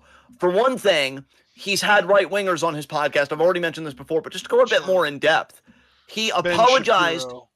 He apologized to Ben Shapiro for saying genocide, and he's like, "Oh, you're right. Israel is committing a genocide." Something that Ben Shapiro still stands by the way. So I guess every international body, every organization, they're just wrong, of course. But then when he had Charlie Kirk on, before he got that real pain in his neck, he said, "Oh, my son watches your show all the time." The fuck are we like? No, I'm not voting fucking Republican. Fuck you. I still feel dirty to this day voting fucking Kamala Harris, who, by the way, she even said recently, "Oh, I might run again." You've been rejected twice. Unless you really learn something from maybe taking a principled stand against genocide, maybe having a progressive platform, which I guarantee you haven't learned any of those fucking things, then no, you can fuck off too. All of these people can fuck off, and really, this isn't even about me being... the 2028 non just has to be someone who is not endorsed by AIPAC. I think that's what's going to come down to. Dude, absolutely. And here's the thing. I want to make something crystal clear when we're talking about the Democrats. This isn't even about me being a foaming out the mouth communist, which I am very proudly, I might add. This is about the fact that a party can be in America, because it's bad enough that we have a duopoly, and we've known that for years. We've known that forever. But when one half of the duopoly can't even pretend to be in lockstep with their base, it is insane, because the base is so far away from the party, it's ridiculous. And it's like, what the You know, fuck? it's funny because I posted a video like, I don't know, probably right around voting season, like right probably fall of 2024 if I had to guess, that talked about how like Republicans know their base and they appeal to their base and their base votes. But the problem with being a Democrat is the people on the far left aren't going to vote pretty much no matter what, which I think we know isn't really true. You just have to appeal to them. So basically, the strategy of Democrats is to try and rope in as many people as possible, which means moving right, because the further right you move, the more voters you steal away from Republicans, while the people further left of you are going to vote for you because you're further left from Republicans. But I think the problem is right now, the Democrats have moved so far right that they've abandoned so many people to their left that the voting pool has gotten so tiny that Republicans are still fucking winning because people don't want to vote for milk toast Republicans, which is what Dems are. Exactly. Like, People well, it's the same thing. people don't want to Yeah, vote for Republicans who care about pronouns. Like that's basically what Democrats are at this point. Democrats are just Republicans who will get pissy with you if you misgender someone or if you say a slur. That's what a Democrat is. If you say a slur or if you misgender someone, a Democrat is just a Republican who gets upset with you for doing those things. which is why I even say that Gavin Newsom isn't even that, and he is a Republican, because he did that interview where he was like, "We need to be more culturally normal," which was code for throw trans people under the bus. I don't give a fuck about them. Like, they Right. don't So win he's elections. not even really a Democrat. He's just a Republican. He's a dino. He's a Yeah, Democrat in name only. dude, I've seen internal memos, and then I want to like get back to the Iran stuff, just finish the international, because we have a lot to talk about domestic actually for a change. Domestic is more what I'm excited about. The Um, fires. oh, we'll get to it. But I've even seen internal memos where it's like they're going to do 2020 talking points, like they're going to de-emphasize climate change, which is a bit like, dude, not even from the fact that it's an existential threat, right? I'm not even talking about that. From a strategic standpoint, do you realize what a goldmine this war is, PR-wise, for renewables? If I'm a Democrat, I'm looking at how horribly this Iran war has gone, which again is totally the US's fault. I can't emphasize that enough. And being like, this is why we need a renewable revolution, because our dependency on Yes. oil and gas, Yes. look at how much it's hurting the American farmer. Look how much it's Yup. hurting the American consumer. You want to talk less about Imagine climate a change? world Yeah, where the United. This is me basically speaking as like the ideal Democratic candidate. Imagine a yes. world where the United States is not so dependent on Iran that the entire country goes up in a panic when gas prices go up by $1 or two because nobody really worries as much about gas prices because everyone is just on solar power or wind power or nuclear power or driving hybrids or whatever it happens to be. Like people aren't going to have to freak out because we're already on that green renewable energy and we aren't so entirely dependent on carbon fuels and fossil fuels and the stuff that Iran is basically controlling the movement of throughout the world. Exactly. No, like it's crazy. Again, beyond the fact that you should just give a shit, because I'm telling you, the longer we put it off, and I already feel like we're gonna see a lot of tipping points happen, and we're already seeing negative like carbon feedback loops and shit. So I'm terrified for even the next 5 years. Yeah. Um, The but South here's the Pole is freaking me out, man. dude, totally. Like I'm terrified. I'm terrified. But here's the thing. I I still have this naive hope in scientific progress and in people if we would just again get everything out of the fucking way, which is such a tall fucking order. And that's the problem. Because again, and I've talked a bit about this before on the show, when you democratize the economy and you commit to degrowth, you take the first real tangible step to tackling problems like these. But even putting all of that aside, because again, this isn't even me talking like the communist that I am. This is just optics. This is just strategy. If you're a Democrat and you're seeing how freaked out everybody is about the energy crisis and fertilizer exports and everything else because oil and helium and everything, like it's everything. It's everything. You should be thinking, how do we gain true energy independence that is long lasting and can carry us through these crises? And maybe there was a point in time that you did think that way, but then those BP checks cleared. Exactly. Exactly. And that's why we need to, again, as you have said many times, we need to get money out of politics. We need a heterogeneous working class party. And what I mean by that is like multi-ethnic, gender, like everything, just a real coalition of people from all walks of life representing the democratic interest, because so many people across party lines want universal health care. They want free college. And I guarantee you, if you really showed them the long-term benefits of renewables, because everything, this is what I want people to understand. Propaganda isn't a dirty word, because all politics is propaganda, because propaganda is essentially messaging for your ideology, for your beliefs. Propaganda is basically teaching people how to think. Exactly. Exactly. So if I am massaging the message on renewables for being like, hey guys, this is a long term, like if I was running for a race today, again, in ideal conditions, you bet your ass one of my core planks would be energy independence in light of all this, because this is insane. And now Iran, which again, I cannot understate, has suffered massive and continues to suffer massive losses in both civilian life and just general infrastructure. But I wonder, like, if they'll recover even ahead of schedule because of how much money they're making from the chokehold they now have on the Strait of Hormuz, which they weren't even thinking about until we idiotically, ineptly entered this fucking war. Now, here's where it gets a bit dicey here, folks, because of course, and I talked to, and I'm going to shout him out positively because we actually had a productive conversation. This isn't hate. This isn't shade. You know, just Alex came to me and he was like, oh, seems like Israel broke the ceasefire. And I had to tell him, like, you know, as respectfully as possible, like, bro, if you know anything about Israel, you know they were always going to violate that ceasefire, because to Israel, a ceasefire means you cease, we fire. That's how Israel treats any binding political agreement, because they did it in Gaza. And they still act like, when you hear fucking news reports, they'll still act like, oh, has the Gaza ceasefire been violated? It was violated before the ink even dried.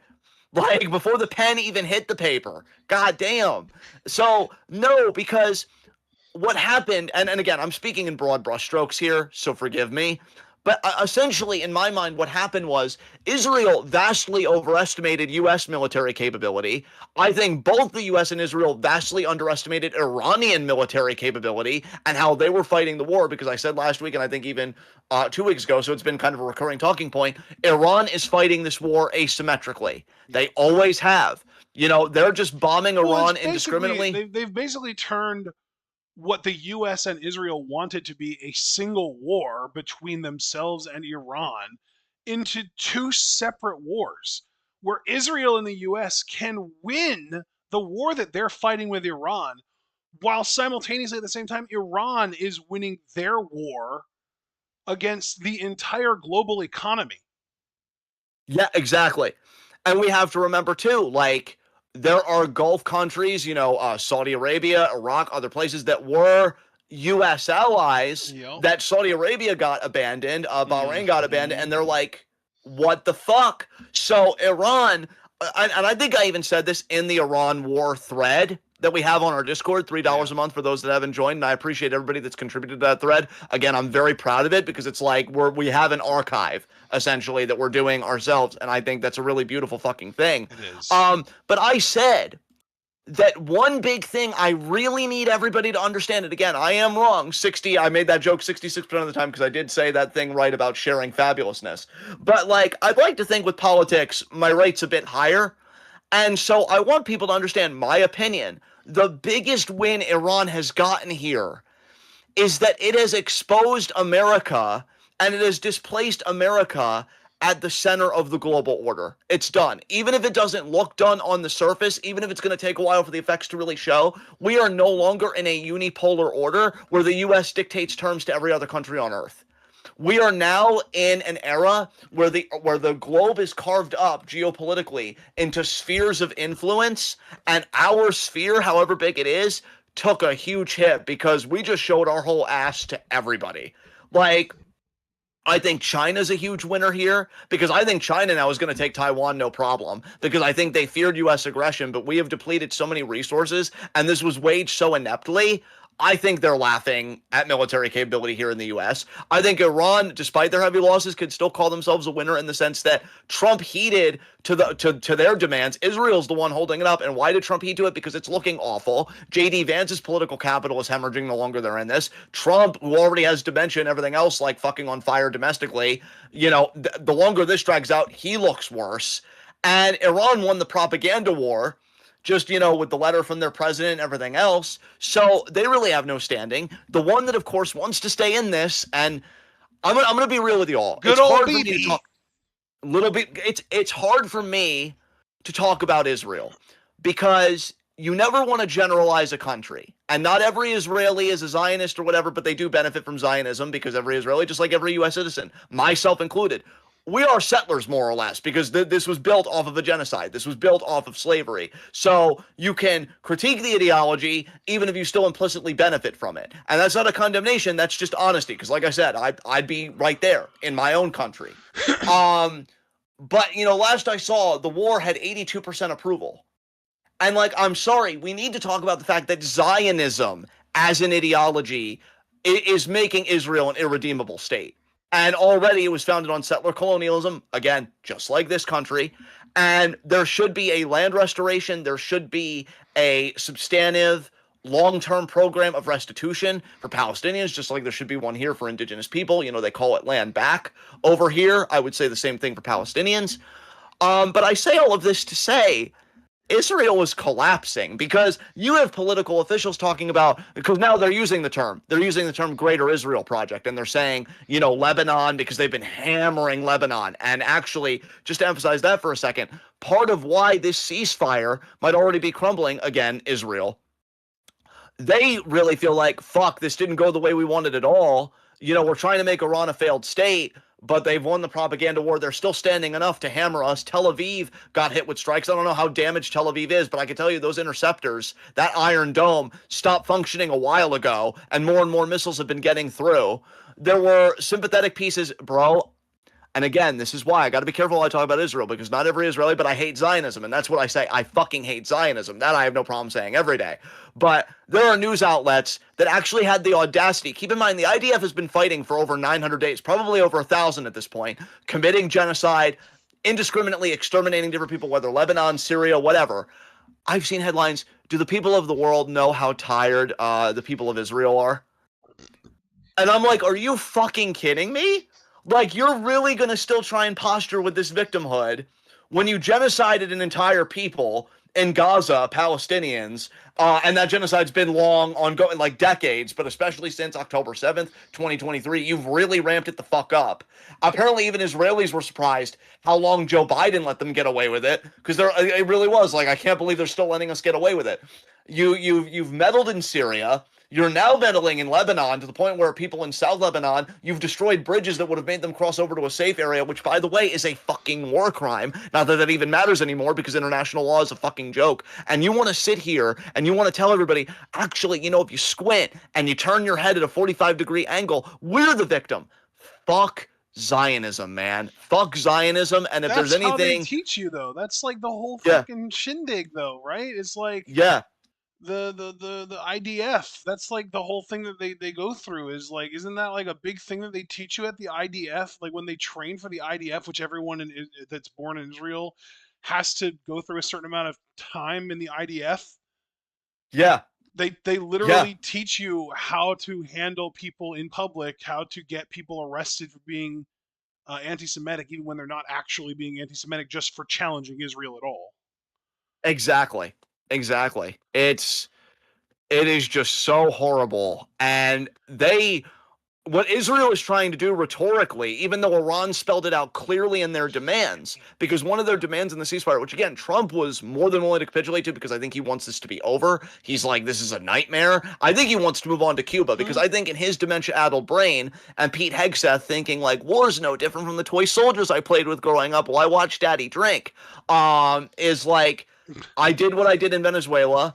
We kidnapped Maduro. And by the way, who's still being tortured somewhere in some New York holding facility.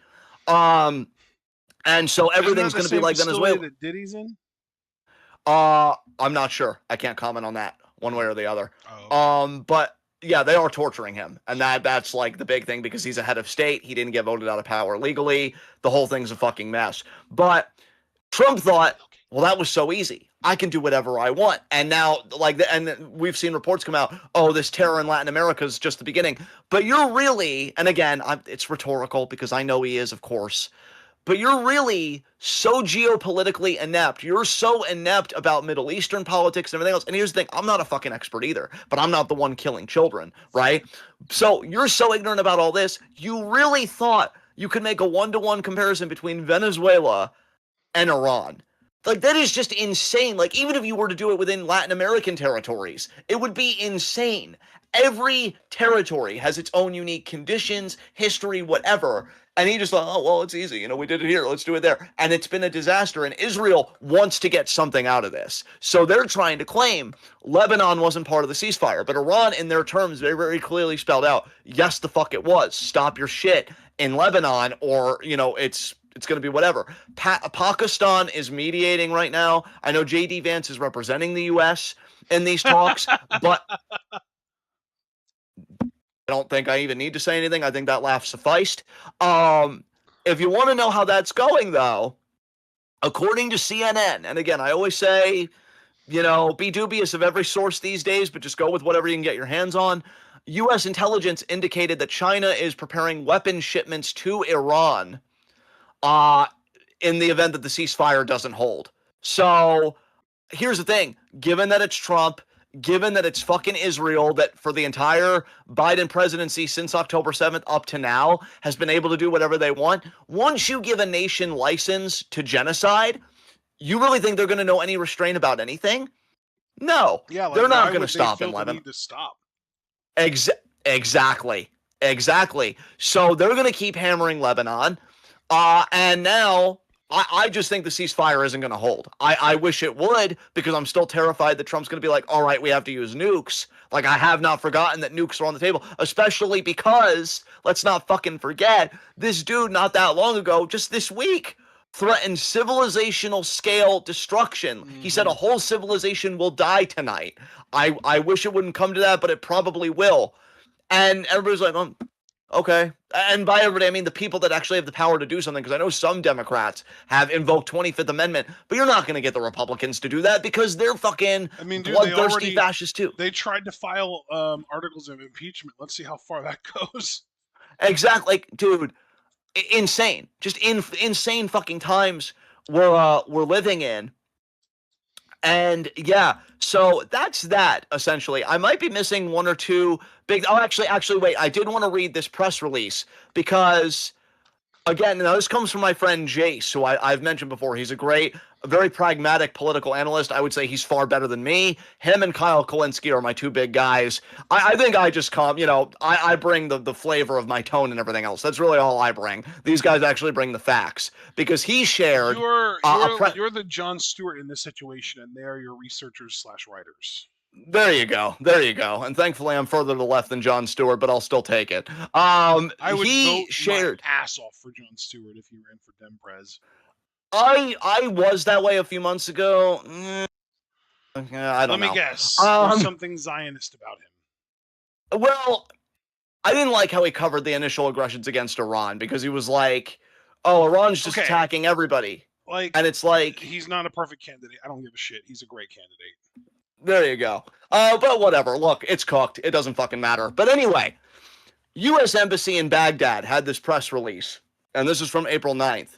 And essentially what it is we might be seeing the withdrawal of U.S. military bases in Iraq. again, I need people to understand what's happening. The U.S. sphere of influence is shrinking. I shared a post in just the politics channel that somebody from the far left Japanese party, because the PM right now, the prime minister, is of the conservative party. He questioned, is Japan a sovereign nation? The PM said yes. He said, I disagree.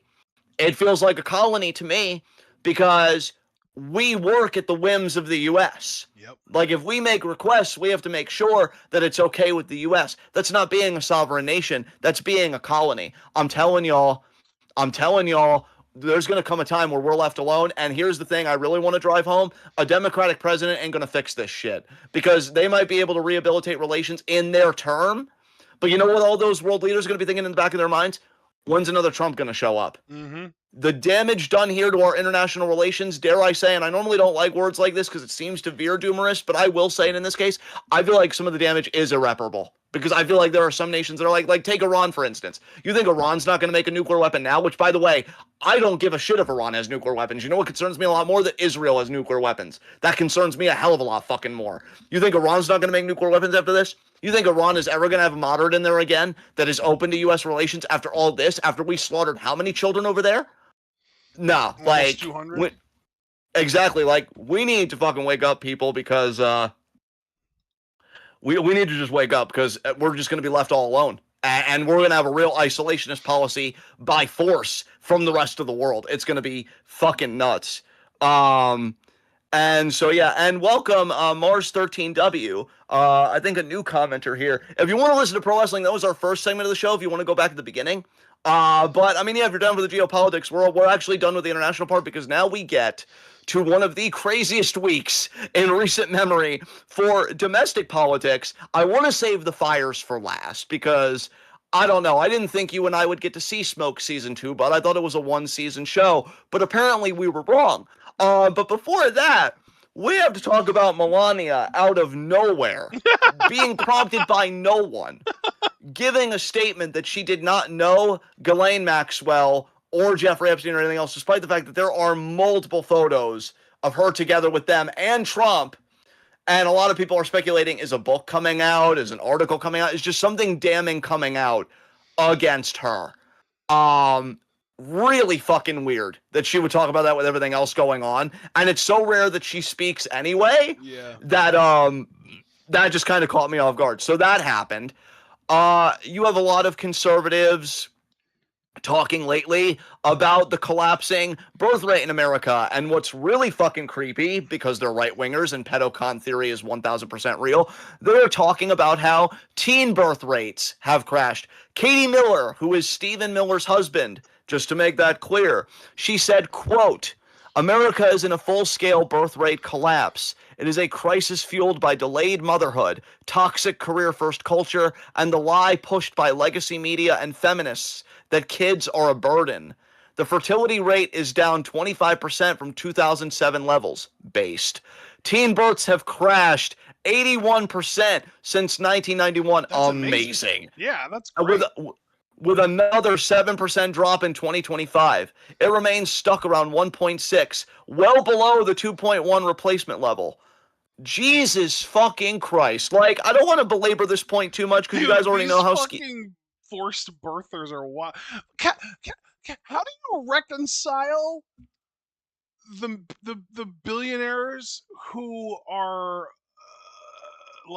calling out the big issue being overpopulation with the billionaires whose big issue is this whole birth rate thing?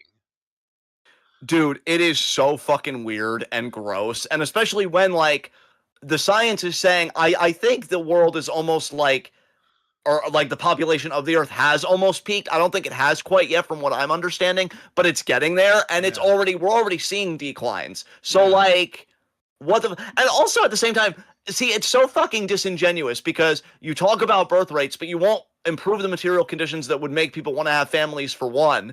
And then, and I have a dog in this fight just because I have cerebral palsy. Y'all are eugenicist as fuck, okay? Mm-hmm. So it's not even that you want babies. You want a particular kind of baby. You want white babies. And you want able-bodied babies. Able-bodied white babies, exactly. Yeah. Exactly. You want to feed the 2 mils of capitalism at home with business and everything, and you want to feed the military abroad. That's why you want able-bodied fucking babies, and then they need to be white because God forbid black people excel in the military. Then Hegseth's like, no, no, that ruins my vision of what That's a soldier is. DEI, and clearly they were handed that job because of the color of their skin.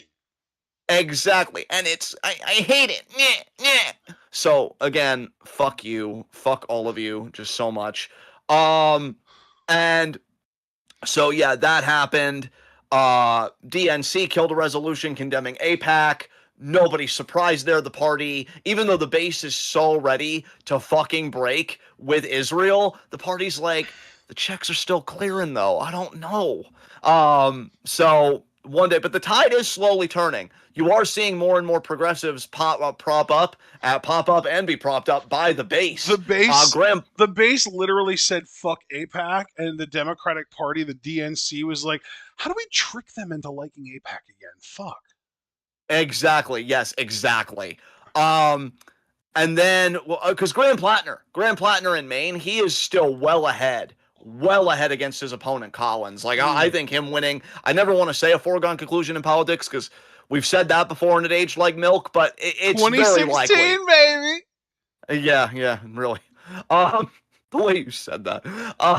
But yeah, it's really looking likely that he's just going to win. But now, let us talk about the word of the day and the word of Beavis. Fire, because holy shit, before we even get to the warehouse fires, and yes, that is plural, somebody tried to throw a Molotov cocktail at Sam Altman's mansion. Who, reminder to everybody, for the unaware, Sam Altman is the CEO of OpenAI, who recently, I don't know if you knew about this part, Ashton, this was fucking wild to me. He admitted that he's on a wait list to digitize his consciousness. It's guaranteed to kill him, but he's hoping it'll work and he'll live in some kind of digital afterlife, which wait. Yeah, okay. Guaranteed to kill him. What? He's doing this procedure that, like, yeah, everybody's like, this is definitely going to, like, this has to work or he's going to die, to try and upload his consciousness. He's on a wait list. We don't know when he's going to, like, get his number called up to do it. God. But yeah, like, so two things I want to say about that. I could say a lot more, but I just want to restrict it to two because we have more important things to talk about. I self-popped. Nice. But for those of you that are big fans of animation, watch the show Pantheon, because it addresses this issue so fucking beautifully, and it's not even tech pessimist. It's just very honest about when the powerful try and use tech for their own benefit, but also the good that could come out of it. I hope that procedure fails, because if it fails, he doesn't get to digitize his consciousness and he still dies. In the words of Bruce Banner, I see that as an absolute win. So here's to hoping. And that guy that threw that cocktail at him, at his mansion, the Molotov cocktail, based, I salute you, sir. I'm really loving the praxis I'm seeing right now. It makes my leftist heart very, very, very fucking happy. Yes, he did, Mars, just to tread back on that. That was last week we talked about that, but I'll touch that again because you're new here and I'm glad that you're just vibing with everything we're doing. Yeah, his sister filed a suit against him for sexual abuse. And the family is taking Sam's side because I'm sure they know where their breads are buttered and who's clearing the checks. Money, very exactly, very glass onion of them. Exactly. Or it's like, oh, you know, she has mental health issues. Even if that is true, I wonder where they came from. You know, I mean, last I heard, sexual abuse was traumatic, but what do I fucking know? You know, so yeah, there you go. Wait, you mean to tell me that the girl who was sexually assaulted as a child has mental health issues? Whoever would have thunk? Exactly. There is a lot of MAGA infighting right now, like Alex Jones is saying, like, if you're gonna keep shitting on me to Trump, like, you know, I'm gonna start pushing back. Laura Loomer, I'm gonna do it. I'm gonna start pushing back, Donald. Yeah, really. Laura Loomer apparently has the president's ear, and she's giving him, like, counsel about, you know, disavow Tucker because he's going after you. She has more than just his ear, bro. Dude. Fuck. I really didn't need that imagery, dude. But regardless, I'll wash my brain later. So there's a lot of infighting there. Nick Fuentes, for the millionth time, is done with these people because, of course, he is. But yeah, they're all cannibalizing each other, which would be great. Is there anyone actually relevant that's infighting? No, I don't think so. I Okay. don't think I so. mean, I know that Um, like Tucker Carlson is pretty much completely broken with Donald and the rest of the party at this point. but he's broken with him on the weirdest shit, and I'm not even gonna like get into that Israel, because fuck Tucker Carlson. the Well, yeah, war. and like the religious thing, like that's not very Christian. Like, man, fuck you. Really, if you want to talk about relevance as far as proximity to power, JD Vance apparently is even getting frustrated, and he even said about the Iran war, I disagree with this, but I'll do what you want to do. And that's like the most tepid way of saying this is so fucking stupid, but the boot is already so deep down my throat. Like, okay, just let me finish. I guess we'll just finish it. Um, so Oh man, the yeah. dumbest thing Uh, is JD Vance's odds to become the 2028 president have only gone up in the last like week or two. so JD Vance's odds have gone up. You say? Yeah, yeah, Interesting. yeah, yeah. I would have thought they would have cratered further just with how toxic this whole regime is, but that is interesting. That is Yeah, interesting. his odds have gone up Uh, by like almost a full percent in the last week. There was word that Kamala said she is thinking about running again. Let me save you time, Kamala. You'll lose again. I don't see it. I don't see it. You've been rejected twice. If you are going against Trump for a third term or anybody really associated with him, maybe, but it's not because you're really great. It's because they're so awful. So that could also be a part of the field. Primaries are going to be insane come 2028, depending on what our electoral infrastructure even looks like by 2028. Who's to say? Um, but now, let's get to the big stuff. I did the Sam Altman Molotov cocktail as an appetizer. Let us now talk about the main fucking course. Holy fucking shit. You So, should your have friend, just paid us enough to fucking live. yeah, dude, it might be the rallying cry of things to come. I do not know, but yes, because your boy learned that Ontario, California is apparently a place. Because when I saw Ontario, I'm like, oh, cool, the Canadian proletariat doing good shit, workers unite, baby. But then no, what I saw was Ontario, California, and then I verified it for myself that it's real because in this age of AI, you should triple check everything. Oh yeah. Holy fucking shit! So in Ontario, California, this man, uh, God, I'm horrible at pronunciation, but Kamel Abdul Karim, he was arrested because he set an Ontario warehouse on fire that's a toilet paper distributor. And video came out of him setting the fire. And he said, all you had to do was pay us enough to live. All you had to do was pay us enough to fucking live. And he said, there goes your inventory. Like there's a cut in the video and it shows the fire spreading. And he said, there goes your inventory. And I'm thinking, holy fuck. Like, I figured things like this might happen. I didn't think it would happen so soon though, because I know we have an unusually and depressingly high tolerance for pain and for bullshit. But here's the thing, and we've said this very early on in this regime. When you say that fascism is bread and circuses, you need to remember the circuses and you need to remember to give enough bread. This regime has been all circus with the antics and everything else. The bread's very hard to fucking come by. Yep. And when you do that, because I had a talk with my sister recently where I'm like, the depressing thing is, and look, you can disagree with me, that's fine. So I should make clear, I am not speaking for Ashton, I'm not speaking for anybody in our chat, I am speaking for me. I want to make that emphatically clear. But I truly believe that if people's material needs were met, they wouldn't give a fuck about ICE right now and what they're doing to people, because I think a lot of people are comfortable so long as they're able to pay the gas, pay the groceries, whatever, and they're comfortable in the bubble that, let's be honest, predominantly whiteness insulates them in. It's the same thing we saw in the Biden era and the Obama era, because kids were in cages then too, right? But it's like my standard of living wasn't really threatened. That's not the case anymore, okay? Because everything is going to shit.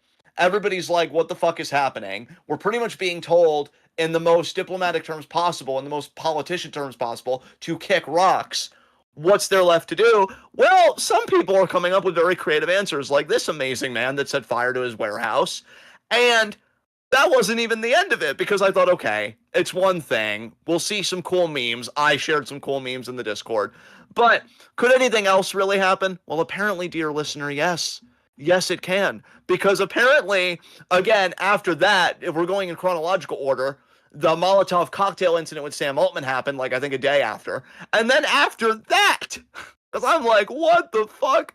We got another warehouse fire, this time in Queens, New York. Before that, there was another fire in Ontario, California. Ontario Mills Mall, several stores were set on fire. Now, I want to say, too, just for the benefit of journalistic transparency and honesty, we don't know if all these events are connected, but I don't believe in coincidences in politics. I don't. I just think this is too strange. But then, one that not a lot of people are talking about, because a lot of people are focused on the Queens kind of warehouse, and I don't know what that warehouse dealt in. But there was a metal and recycling facility in Bakersfield that also got set on fire.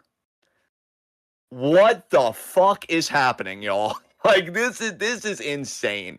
I'm really thinking we're seeing a lot of worker disgruntlement, a lot of worker dissatisfaction, to put it very fucking mildly. Now, I wanna separate the two wolves inside me. The one wolf is giddy that things are even happening, that people are like, no more parades. Now we need to let them know, like, we mean business. Either raise the minimum wage, do something materially, or you can kiss goodbye to like more of this inventory, stuff like that. The other part of me, though, and I hate to be that grandpa that's like, whatever. I want more collective action and I want more organization, because these isolated incidents, while they're inspiring and while, yeah, they definitely pop me, I'm not going to lie about that. I don't know long term, like, how you dovetail this into coherent collectivized political action, because you need a collective. Because what I want everybody, and we'll always stress this on this show, the rich have class solidarity with each other all the fucking time. We need to match their class solidarity with our own, because their class solidarity, if we're not unified, is going to beat us every time.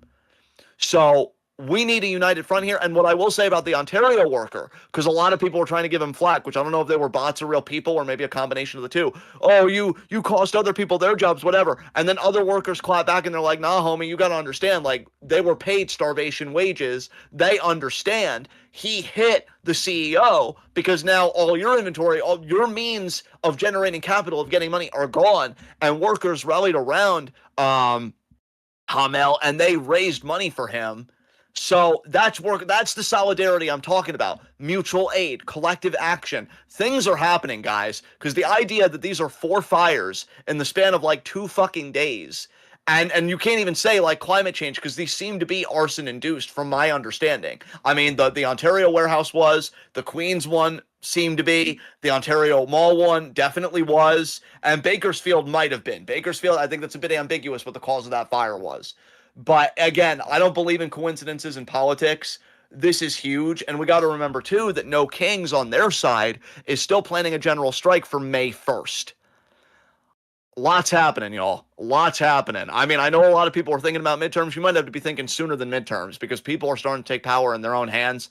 And I welcome it. And I do not condemn any of this. Really, it's not condemnation. It's trying to be pragmatic. Join up with your fellow worker. I don't care if you use fucking Telegram or Signal Chat, like something private that you can easily delete, whatever. Get together, talk about forming unions, talk about other collective action if you feel like we're well beyond the point of unions. Use your power. I think this dude is fucking awesome. I think Molotov guy is fucking awesome. I think what's happening, I support it, because the time for parades is over.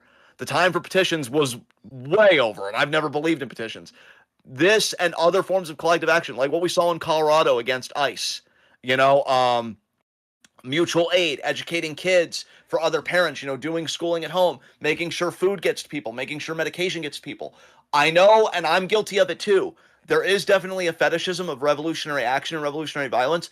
You need to understand one important plank, though, of any revolution is taking care of one another. That's what we mean by mutual aid. How are we going to feed ourselves? What about people who need meds? What about children that need to go to school? When you have a robust infrastructure of mutual aid, a revolution to me becomes inevitable. And so I'm really excited about what's happening here. But all this to say, just to temper it a little bit, I don't expect anything long-term from this. I would love to be proven wrong, though, just given the frequency of things we're seeing already. And I do still think it's going to come down to, oh, well, how are the midterms looking? But, I mean, just when you see stuff like this, you can see some workers are starting to put it together. I even joked in the Discord, a collective worker consciousness, 5%. But that's more than zero. And you know what? I'm choosing to revel in this. I needed a fucking win. I think a lot of us needed a fucking win. And to see somebody record that and for it to actually be real and to give a rallying cry of, you should have paid us enough to fucking live. More of that, please. And so I think that's going to punctuate politics, and we can move on to pop culture. Now, Bud, you've been on vacation, so pop culture is going to be pretty interesting for you. Do you have anything really substantive to offer this week for pop culture?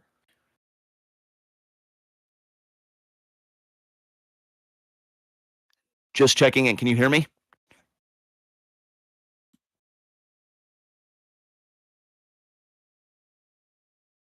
Can you guys still hear me?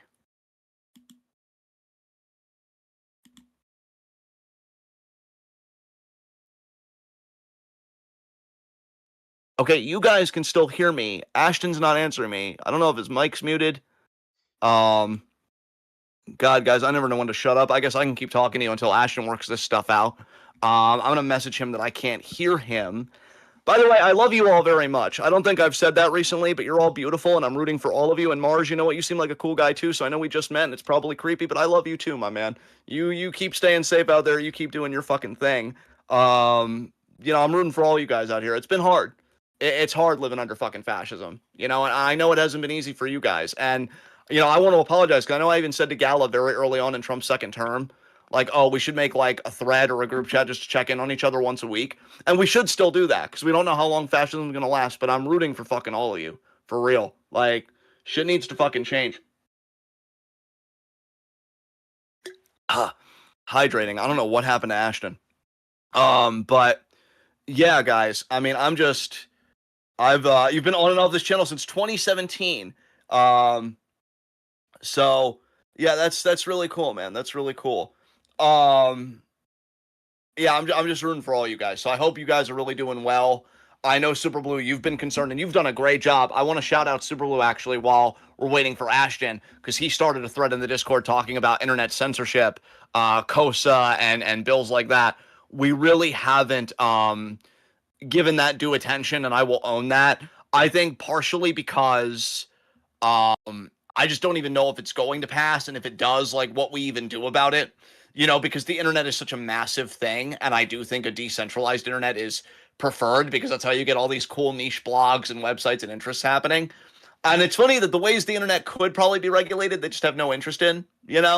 So, but I want to shout out Superblue because he's been doing, great work there. He has been a consistent voice about this, and I respect anybody that's a consistent voice about anything because I even say to you guys, like, I think I could be a better leftist, and I know politics is hard for all of us because you need to buy bread and you need to eat and you need to keep the lights on. But I'm telling you guys, politics can even begin with just being compassionate to people that don't get a lot of compassion, right? Mars, it's just $3 a month to join our Discord. It's the description should have the Patreon. So if you could spare $3, you get emailed the Discord code. And yeah, that would be really cool. So yeah. So kudos to Super Blue. And yeah, just anything you guys can do. So like trans people don't really get a lot of love, right? If there's a trans person in your life, like check in on them. Ask them like, how are you doing? What's up? Because you never know what somebody's going through. And I'll tell you, as a disabled man, it's really fucking scary. It's really fucking scary when you have people talking about eugenics and shit. Talking about how disabled people don't really have a right to exist or anything else. And just all that. And it's like, what the hell? And you're like, why all this crap when it would just be so easy for all of us to just be cohesive together, because so many of our problems come from the rich hoarding everything and they just don't want to share because it's like, well, if I give you more, that means I have less. And it's really disheartening, because as a disabled person, and I know there are people in our Discord that have disabilities, and stuff like I worry about us, man. I do. It's hard. I worry about women because God knows, all that's fucking happening. And yeah, like I don't know, guys. It's a scary time. It's a scary time. Um, and let's see. Javar said, also, I literally had to knock a full out this past weekend for wrestling. I mean, but that's standing up for him. That's standing up for him. I'm proud of you, man. Because, like, that's the thing, too. It begins with us.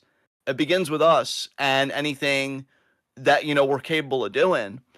And I don't know, guys. I'm really rooting for all you out here. I know I've said it a million times. I'm sorry. I really thought we would be doing pop culture by now. I don't know where Ashton is. I don't know what the hell happened.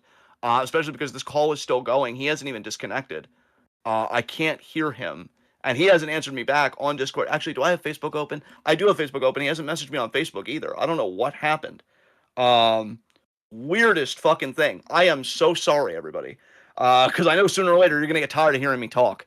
Um, but yeah, I mean, just the Iran war. Like, my problem is I'm too plugged in, right? Like, I'm consuming politics constantly, and I've really been trying to work on my mental health recently and everything else.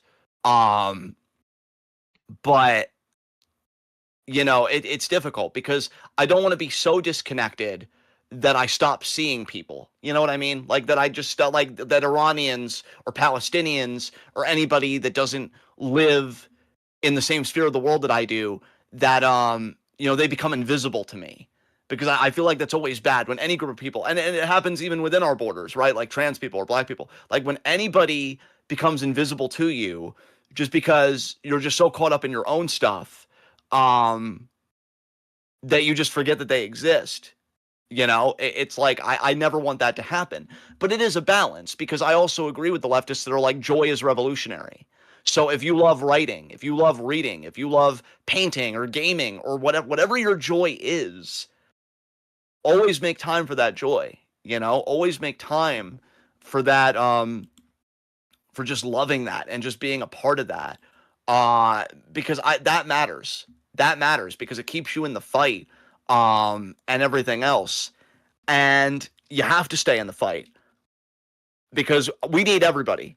We need fucking everybody, um, in here fighting this struggle. And so I'm happy when people like Javaris, stand with Palestinians and say this is bullshit. I'm happy when people like Ashton. Ashton's far more pragmatic than I am. I'll admit that. That is one thing that I admire Ashton about. Like, he keeps my feet on the ground. I wish he was here now, but he keeps my feet on the ground, because he's like, John, like, we do have to vote. Like, it is the system we have, but I do agree with you. We need to do other stuff. Super Blue always, is just outraged by any injustice because he's a feeling person who understands like so much is fucked. I could tell from Mars, with his messages. That is correct, right? That is correct, right? I just want to make sure that I've got that all right because sometimes I'm like, oh, a female. It's like I'm a bro, dude. Like, what the hell? But Mars just saying like, yeah, why would you want to like bring innocent children into this world? I completely agree. I completely agree. Like, I would want a world for children. I mean, there have been children in Syria that have said that we're terrified of the sky because we don't want to eat drone strikes. And that is just insane to me. That is just fucking insane to me that could be a reality for anybody. And like, look, you guys are practically family at this point because we've known each other for years, and Ashton's not fucking here. So it's pretty much become a one-man show. I had a hard life growing up. Both of my parents were addicts, and you guys know the war on drugs is bullshit. So the only answer they had for my parents was incarceration, and then of course recidivism. It's just a pipeline, right? You come out, you use again, you go back, you use again. It's whatever, in, out, in, out. And so it sucks because we have people that are suffering through no fault of their own, or who maybe made some poor choices because maybe they didn't have a lot of coping mechanisms available to them, and they get caught in a pipeline with no way out. And so, yeah, I mean, my mom has thankfully been clean. Like, for years, I have a great relationship with her now. My dad died a few years ago from accidentally ingesting fentanyl, right? And who would have thought? You hear all the time about like a fentanyl crisis or whatever, and you never think it's going to affect you until it does, like a lot of things in life, right? But I've known what it's like to go to bed hungry. I know what it's like to feel scared out of your mind that the only world could be ripped apart from one wrong word or one bad day or whatever. Like, that trauma is in my bones, and I'm not saying this for like sympathy or anything. I'm saying this to make the broader political point of we can make a better society for people like that. So the only options. I appreciate that, Mars. I was not close with my dad. But I do appreciate the sentiment though, brother. I mourn who my dad never was, and I mourn what was taken from him for his own trauma. But the man that I got, I don't miss, if you get what I'm saying. But yeah, like, we should have better options for people than terror or foster care here or homelessness or whatever. We can make a better world. We can make a more humane world. And we let like a handful of rich fucks be like, no, I'm not doing that. No, I'm not doing that. Go fuck yourself. That's not happening. Um, and yeah, it really, really sucks because we could have had it all. I think we still even could, despite the fact that climate change fucking petrifies me. I will tell you that I still think we can make a livable, beautiful world if we, again, democratize the economy, reclaimed resources, because you're spending billions on a military that just got done showing its ass in this conflict when you could have built homes for the homeless, you could have invested in universal health care, you could have done all these things, and these parasites, because there's nothing elite about them. Let me tell you something about the rich, guys, while this one-man show continues, and believe me, I am begging for it to end. They're not elite. It's like economic elite. Each and every one of you, and everybody that'll listen to this on demand, you're better than the rich. Javaris is better than Sam Altman. Mars, you're better than Elon Musk. Superblue, you're better than Jeff Bezos, who isn't even the CEO of Amazon anymore. He's more just a figurehead at this point. But like, you're better than these people. You're all better than these people because I see your compassion. I see your conscience. I see your love of life. I know, low fucking bar, but you get my point though, Mars, because there's this presentation and there's this culture of like, we're better than everybody. We're elite, and we hate poor people. It's poor people that make culture. It's poor people that build communities. It's poor people that preserve history and advance science. It's people that work their way up from nothing and go and do the most beautiful things, and they gift it to the world. Jonas Salk, when he developed his vaccine, he sold the patent for $0 because for him it wasn't about profit. It was about giving something to the world. Fucking Tesla, who Elon's company should have nothing associated with that great man, although to hold Tesla accountable a little bit, he apparently did believe in eugenics, but everybody takes at least one L. I've come to learn in my 30s. He made so many things. He figured out universal energy until like everything was kind of stolen from him and he was left bereft with nothing but a fucking pigeon that he thought talked to him. Meanwhile, Edison, the only thing he was good at was running to the fucking patent office. He wasn't an inventor, he was a capitalist. Capitalists are the worst thing about society. And I'm gonna be unmoved on that point. And I even saw a video. I saw a video from somebody randomly. I only watched 30 seconds of it because I remembered who this woman was. But she was like, I believe there are some ethical billionaires. Done. Wrap. That's a wrap. You're done. You're done. You can't be an ethical fucking billionaire because to make $1 billion, you have to exploit and dehumanize and ruin the lives of a lot of fucking people. A lot of fucking people. Okay? So, yeah. Yeah, that was crazy work to me. Crazy work to me. And yeah, I love another thing I've been hearing in the wake of the like Ontario warehouse fire, where people were saying, remember the opening bid was taxing the rich and paying us a living wage. That's right. We ask for so little. Literally all we ask is for our needs to be met, to be decent enough stewards of the earth for our children to enjoy something, those that are still even having children. May the odds be ever in your favor. And just to enjoy our passions and to be able to discover ourselves, right? Because when all you're doing is working and subsisting, what do you even fucking know about yourself? You can't know what music you like, what art moves you, what your talents might be, what hobbies you could have, because all you know is that you're a worker bee. And that's fucking it. So, yeah. Oh my God, yeah, Mars. I've thought about that too. And it's like, okay, but how do you generate, like, lottery winning? I never got this. Like, where do the lottery winnings themselves come from? Like, does that come out of taxes? Like, is that a collectivized pool from people that pay into taxes and you take a little share just to keep funding lottery programs? Like, I'm genuinely asking. Because maybe. But see, like, Mars, you're not wrong. And I know you said this friend brought this argument up to you. But don't you ever find it weird how people will bend over backwards to make a point that really doesn't even need to be made for the betterment of society? Like, why are we arguing that an ethical billionaire is possible when really the answer is, let's just not do billionaires at all? right? Let's just not do billionaires at all, and let's just democratize the economy. Like people that do these weird fringe cases to make a point that really doesn't need to be proven for the functioning of society just baffle the fuck out of me, dude. Because I'm like, okay, but what if Israel and Palestine, what if they did to a two-state agreement, even though Israel killed like a shit ton of kids? And I'm like, okay, if they do a two-state solution though, which I'm in favor of a one-state solution, like Palestine just reclaim the fucking land, because a lot of these Israelis are just European Jews that emigrated, and like Europe needs to deal with its own anti-Semitism, okay, because anti-Semitism is real. It is a true force. Israel is making anti-Semitism worse, actually. But the point being, like, even if you do a two-state solution, which I think optimism for that was tenuous at best, and the October 7th phase of the genocide uh, completely obliterated it. I would want Palestinians to dictate terms. Like, why are we trying to argue in any way for Israel as a settler colony, to be exact, to exist? I don't fucking see it. I don't fucking see it. So, like, yeah, these people that argue these weird fringe cases, I don't, hell yeah, fucking Mars. You're great. You're great, man. Yeah, fucking based. Because yeah, I'm right there with you. Um, guys, I hate to do this. I'm actually gonna try and call Ashton on his cell number because he has not texted me. I have not got any word from anybody, and I'm starting to even just get worried.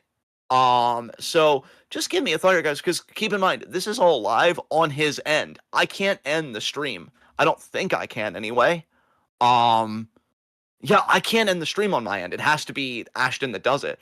Oh my god, could this be an obscenely long TWitWoW recording of me doing a one-man show? Oh god, you guys are gonna hate me after this. Fuck. It's my worst fear. Alright, I'm gonna try and call him. I'll be back, guys.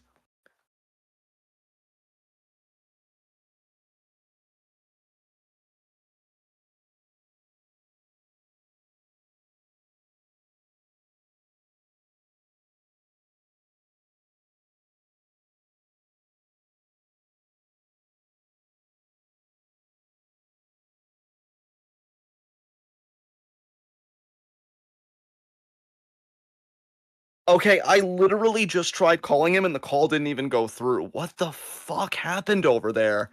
Now I'm freaking out. What the hell?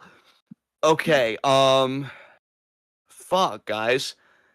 You know, how deep do we even want to go with this? Man, I never thought a situation in all our years of doing TWitWoW, nothing like this has ever happened.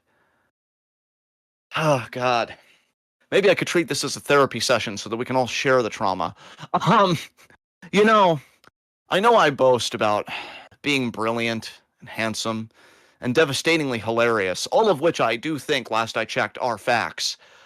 But, I have fears too, I mean, the only thing receding worse than the global economy is my hairline, It's like, do I just really embrace being bald full time?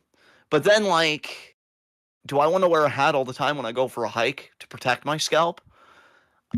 I don't know. I don't know. I mean, those are the questions, right? It's like, what do you even do? And like, I'm 34 and life's getting better, but then I think between society and me being disabled and everything else, what's life going to look like for me in like 5 years? Like, I'm 6 years away, actually less than 6 years at this point, of being 40 years old. It's like, what do you do with that? Right? Like, have you guys thought about that lately? Like, living in the US, the age you are now, when you guys think future, I'm not even trying to be morbid. I am genuinely asking because I know my opinions, right? Oh, Super Blue. Solidarity, brother. So, because my hairline is hanging on by a thread. I make fun of John Cena. No, John Cena makes fun of me now because holy fuck. But like, you guys, because I know we're all varying ages and I already know my opinion. When you think about future, and again, I'm not trying to be morbid, do you even really see yourself as having a future between like the instability here and just maybe your own personal life circumstances? Like, what does future even mean to you? Because future to me just feels so nebulous after a certain point, Because it's like I'm living with my sister and my brother-in-law, who I love to death, but I know, they're a married couple. They like their privacy, and so it's like, one day I may live on my own, and like, but what housing market? And it's like, what do you do? And then like, I want to be more independent. And that's the shitty thing about being disabled, especially in times like these, is just the dependency that you feel like you have on like everybody around you. And it's like there's not even really any social infrastructure. Like I've even wondered if Social Security is going to collapse in my lifetime because that is my income right now, that I receive. And it's like, man, could this even fall apart before too long? Like, am I even in a way taking this for granted?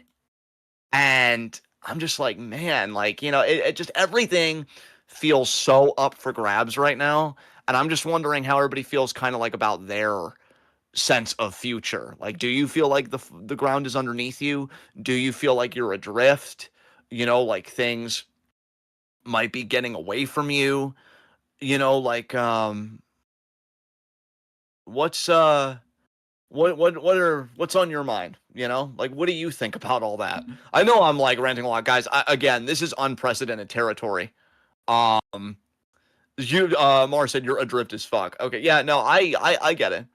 I get it. No, man, no judgment. Because that's the thing. I used to feel bad. Like when I went to therapy, which I'm just gonna say right now, anybody that wants to go to therapy, like Mazel Tov, more power to you. I think cognitive behavioral therapy is low key a scam because it's pretty much talk therapy where it's like, well, what if we just talk you out of your feelings? Okay, but the moment the talking stops, the feelings are going to flood back. So I think other forms of therapy are probably more legit. I'm kind of over cognitive behavioral therapy. Just a little weird side note, because again, I really don't know what the fuck is happening right now. Um, but yeah, like, what was I even going? Oh yeah. So there have been times I've been down on myself, internalized ableism and whatever. Because I remember once, Mars, 30s are an interesting time because I loved my 20s, Mars, but 30s have been a bit touch and go. It's starting to get positive again, though. It's really starting to get positive again. Um, but yeah, like my therapist straight up said to me to my face when she was trying to be like, "Oh, wouldn't you love to get a job and get your own place?" So pretty much making me a cog in the capitalist machine because people will tell you that's what therapy is. The main goal of therapy in a capitalist society is to get you functioning again, to be a worker, right? To participate in the capitalist system. And when I tried to express my reservations, because one, I don't know who would hire me. Two, I don't know, like every business, the ADA is law, right? I don't even know if it is anymore because Republicans have destroyed everything. But for most of my time growing up, the ADA is law. It's not a suggestion, right? So I don't even know how many businesses would even be accessible to me. And then third, I had read stories about jobs being legally able to pay certain people in certain states that are disabled below the minimum wage. So like I know I'm not going to bust my fucking ass and get like 7 cents on the dollar per hour, right? So when I tried to express this to her, she actually looked at me and she said, you live because of other people, right? I guess referring to Social Security, that's like a tax funded thing. And I was just so shell shocked, and I'm definitely that guy that like comes up with his best comebacks in the shower when it's already over. Where it's like, well, yeah, it's like, dude, it's over. Like, take the L, okay? Take the L. You're cooked.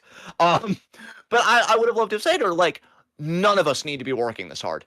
None of us. We are at such a level in this country of technological sophistication and resource production that if anything, we're wasting resources. Think about how much food we throw away in grocery stores, right? Just as an example, we could be feeding every person in America. They could be getting 3 square meals if even we just reined in the produce and stuff that gets thrown away by grocery stores, which a lot of time it's not even bad. It's not even spoiled.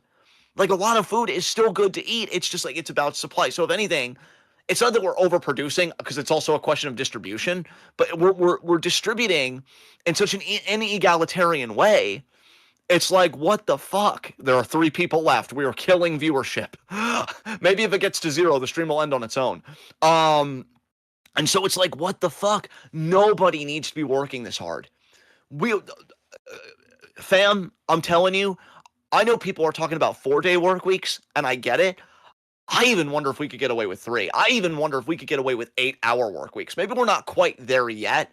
I think when automated AI, which I want to try and distinguish from generative AI, which I'm very much against, I think when automated AI would make like more progress and just automation as a transformation of the economy makes more progress, maybe then I could talk more confidently about an 8-hour work week, but 40 is absurd in this day and age. Nobody should be working 40 hours a week, and there are a lot of people that work above 40 hours a week, and it's insane. That there is no fucking reason for it, guys. There is none. I'm like, what the fuck are we doing? What the fuck are we doing? And you want to talk about how scared the rich are getting? We already know about Luigi Mangione. You know, may he be guarded by all malevolent forces that seek to do him harm for allegedly killing Brian Thompson. Because last I heard, I didn't hear no bell and I didn't hear no verdict. But there was a I think the Five Guys CEO said that he, like, the bonus that he got, he redistributed to the workers, and he said, quote, "I did it because I didn't want to get shot in the back." It works. Say what you will about Luigi and what he allegedly did, it works. There were stories coming out after Brian Thompson got capped where United Healthcare was approving claims that they would have previously denied. And this was in the wake of, by the way, them wanting to make rules on anesthesia where, like, they would only cover anesthesia to a certain amount, and then afterwards it would just be out of pocket. These people do not give a fuck about us. And we could have such a better world because we have the technology. I think we're still lacking the class consciousness, but that is getting there. You cannot tell me that there is anything necessary in how we're living right now. None. And look, I know, again, anybody that's heard me for years knows I can get very passionate. I can get very colorful. My feet can leave the ground. Revolutions are a logistical problem, right? Because you have to count for mutual aid. You have to count for resources, et cetera, et cetera, et cetera. You have to be prepared to starve the system, right? Ashton reshared, which I saw like a little while ago, this Instagram reel, about a guy being like, the system's prepared for your guns and your anger and everything else. It is not prepared for your, and it's not prepared for you not to participate. It's not prepared for starvation. It's the one thing it didn't account for. And that's just it. That's just it. You need to build a coalition that can starve the system because you have each other, right? And that's what they're scared of. They were scared of Luigi Mangione, not just because of what he did, because they stepped over Brian Thompson, or what he allegedly did, excuse me. They stepped over Brian Thompson's body, right? People come and go every day. How's the stock price? No, what they were scared of was if he gets away with it, allegedly, I know it's almost becoming a meme at this point. He might become a symbol. And he did become a symbol because there was a lot of fan art and everything else that came out. Now this guy, the Ontario warehouse, all you had to do was pay us enough to live. I have seen so many memes, guys, and so much art about it because that's what people want. People want the solidarity with each other. People want this and that with each other. We know who the class enemy is because the class war is the most legit war you will ever fight in your life. And they don't want that because, again, like I said earlier in the show, the rich, they always have class solidarity with each other. We just need class solidarity with ourselves. So I think, yes, Mars. Yeah, I saw it. I remember you were telling me about it. Man, and by the way, you smoked the good shit, my man. That was a fun night we had. Abso-fucking-lutely. I'm going to try and call Ashton again, guys, but then if he doesn't answer here, I'm going to pivot away from politics, and I guess I will talk about pop culture stuff. I keep apologizing. I know I didn't do anything wrong, but I hope you guys aren't hating me right now. I'm really doing the best I can in just circumstances I never thought I'd ever have to deal with. So I will be back again. Keep talking about that weather. That seemed like it was going to be a stimulating conversation.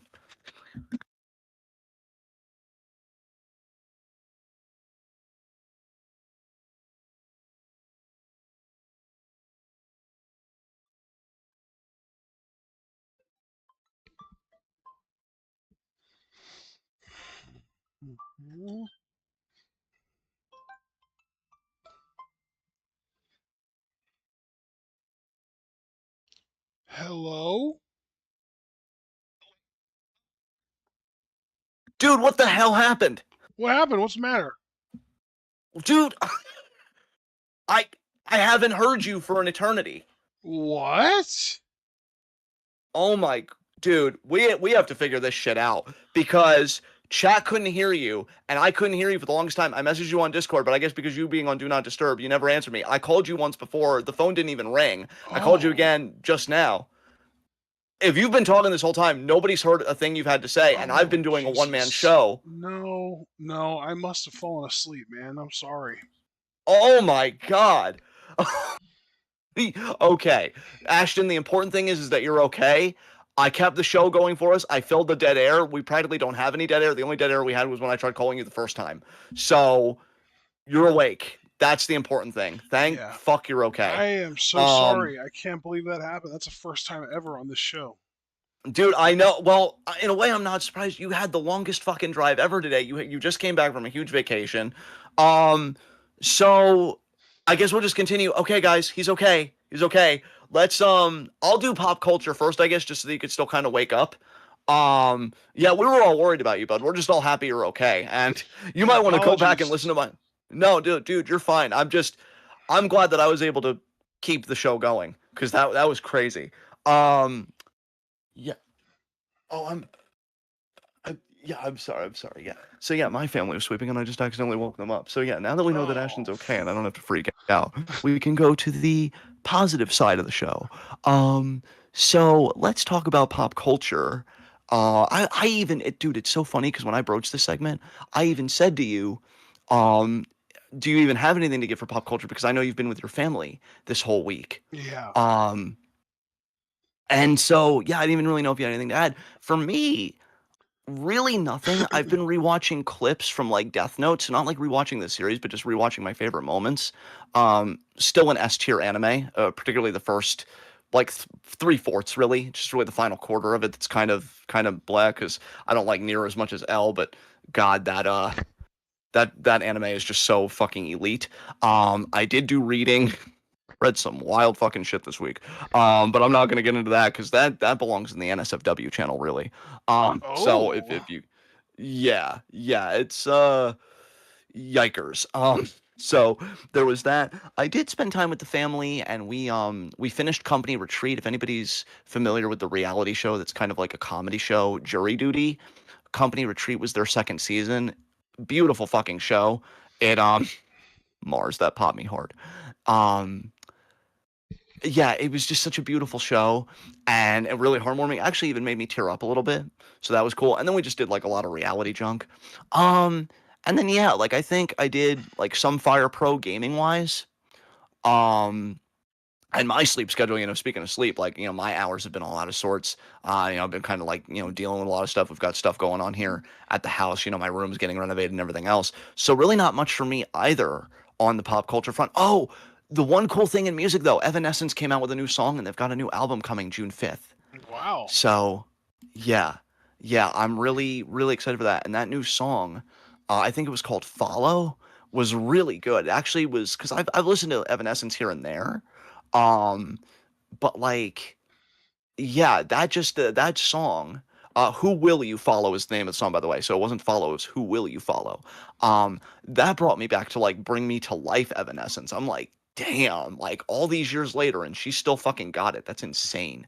So Nice. that was the biggest thing for me music wise. But Bud, yeah, do you have anything you could contribute to pop culture that you'd want to share with us, or should we just get right to Um. Q&A? Yeah. No, because my whole thing this week was that I was just down in South Carolina in Myrtle Beach, and honestly, I didn't really experience anything pop culture wise, um, because my week was really, really weird.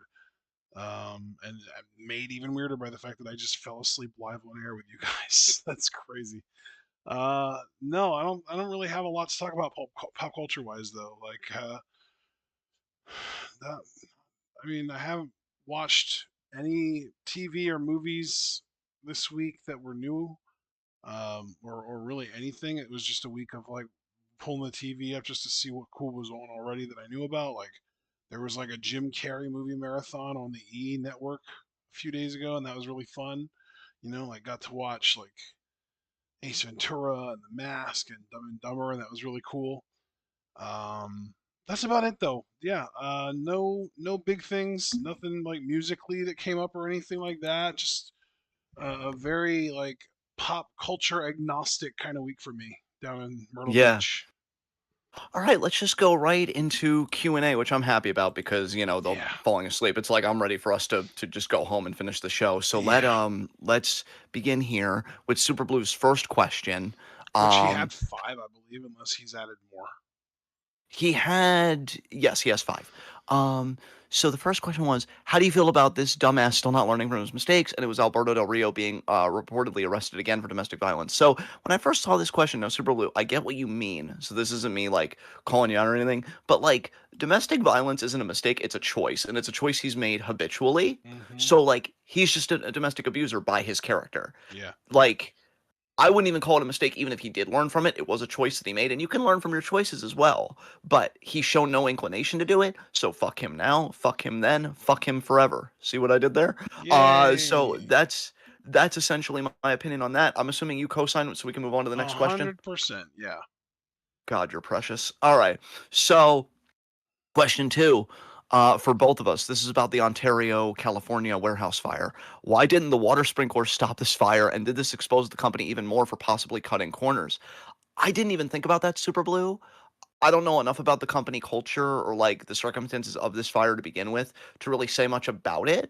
But you might be onto something there actually, because that is an interesting angle to look at it. We know Yeah. that CEOs will cut corners all the time, especially if they're corners that only really concern worker safety. Yeah. So absolutely, yeah, you might be onto something because you're right. Like, why didn't sprinklers intervene when the fire even started? Like, So now we get into the cage match based questions. He wanted our thoughts on Rebellion, TNA. I feel like they had a pay per TNA view not even that long Rebellion. ago. I think that's the pay per Yeah. view we're talking about, isn't it? Uh. Yeah. This is the link I just clicked on, but I feel like it was only 2 weeks ago that they had another pay per view or something. I just feel like TNA has Oh, a lot of pay per views, but maybe I'm misremembering. right. Um. But yeah, so let's see here. X Division, Leon Slater defeated Cedric Alexander. Sounds like it was a fucking That's a banger. I have no problem retention. with. Yeah. So, and yeah, like it seems like it was a banger, hopefully. So cool for Leon Slater. Kazarian defeated Elijah. Okay, I guess. Boo. Well, there you go.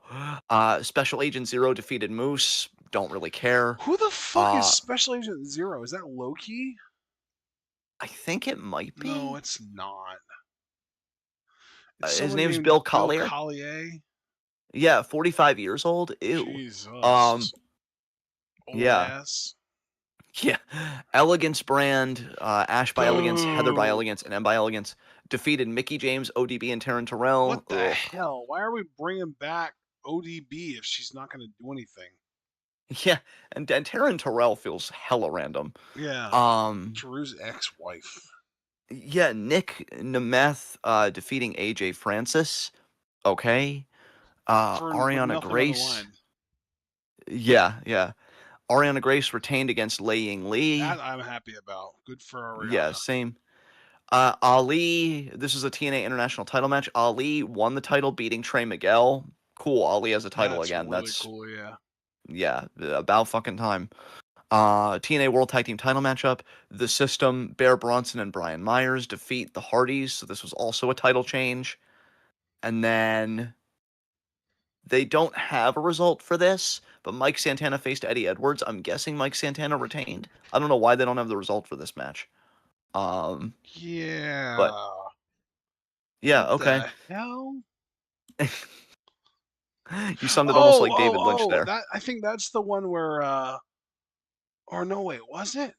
Was that the match where Mike Santana did like the super kick and he got like like the was it Eddie Well, that Edwards that was got that was concussed? Steve Cutler, wasn't it? Or whatever Yeah, his you're fucking T right. name It is. was. Yep, you got it. Yep. Yeah. So yeah, weird. But yeah, it's TNA. I really don't care for TNA, so it's whatever. Premium predictions for AEW Dynasty. Okay.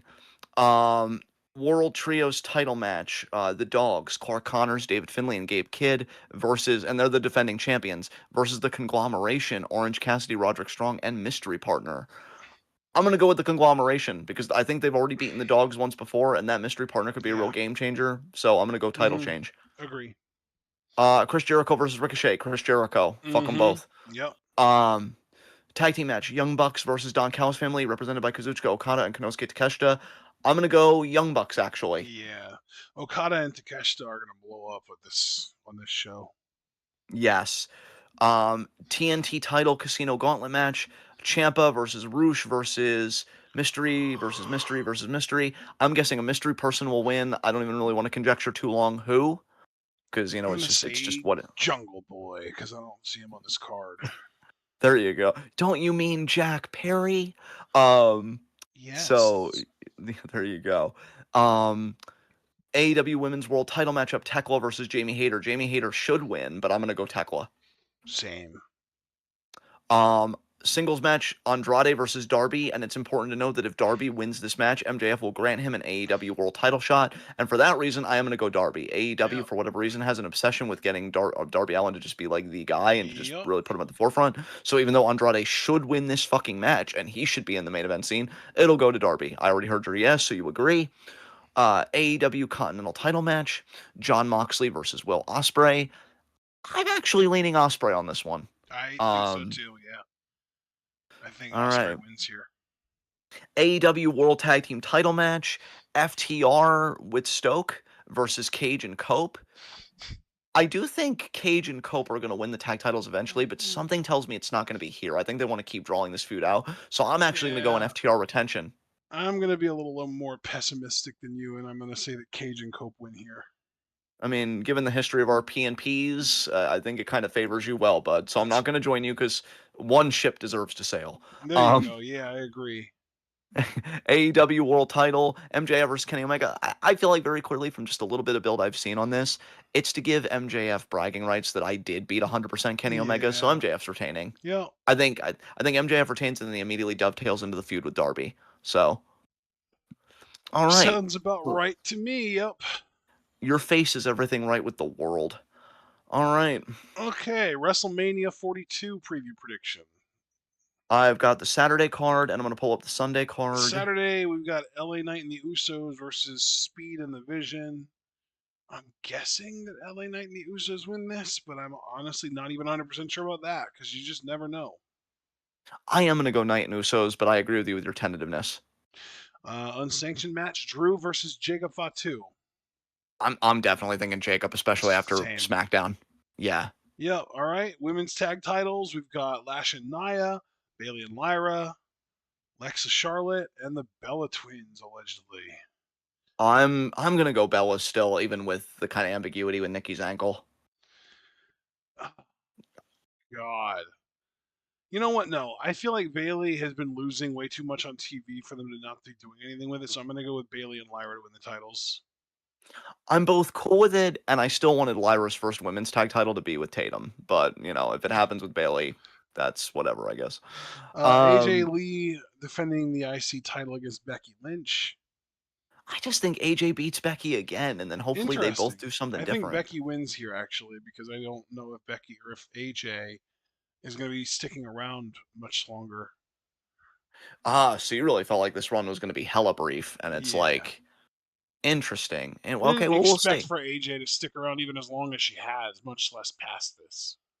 Interesting. Now we get, in my opinion, at least for these next two matches, the harder matches to predict. Seth Rollins versus Gunther. I'm just gonna go Gunther winning, honestly. I don't think you really have him lose just yet, and Seth's an established guy. He can Yeah, more than I take this agree. loss. They're gonna have This, Paul Heyman probably have something to do with Gunther winning, but they're gonna give him the win anyway. yeah, this, in my opinion, is the hardest match to predict, though, at least on night one. Stephanie Liv. Um, Stephanie Liv, yeah. Yeah. I I actually am leaning a Stephanie retention, but Yeah. my gut's telling me to go Liv, and I don't know what to I'm gonna do. pick Liv because of the knot on her head. Yeah, there you go. I, you know what? Fuck it. I am gonna go Stephanie. I am gonna go Stephanie. Cool. So that just leaves Cody and Orton.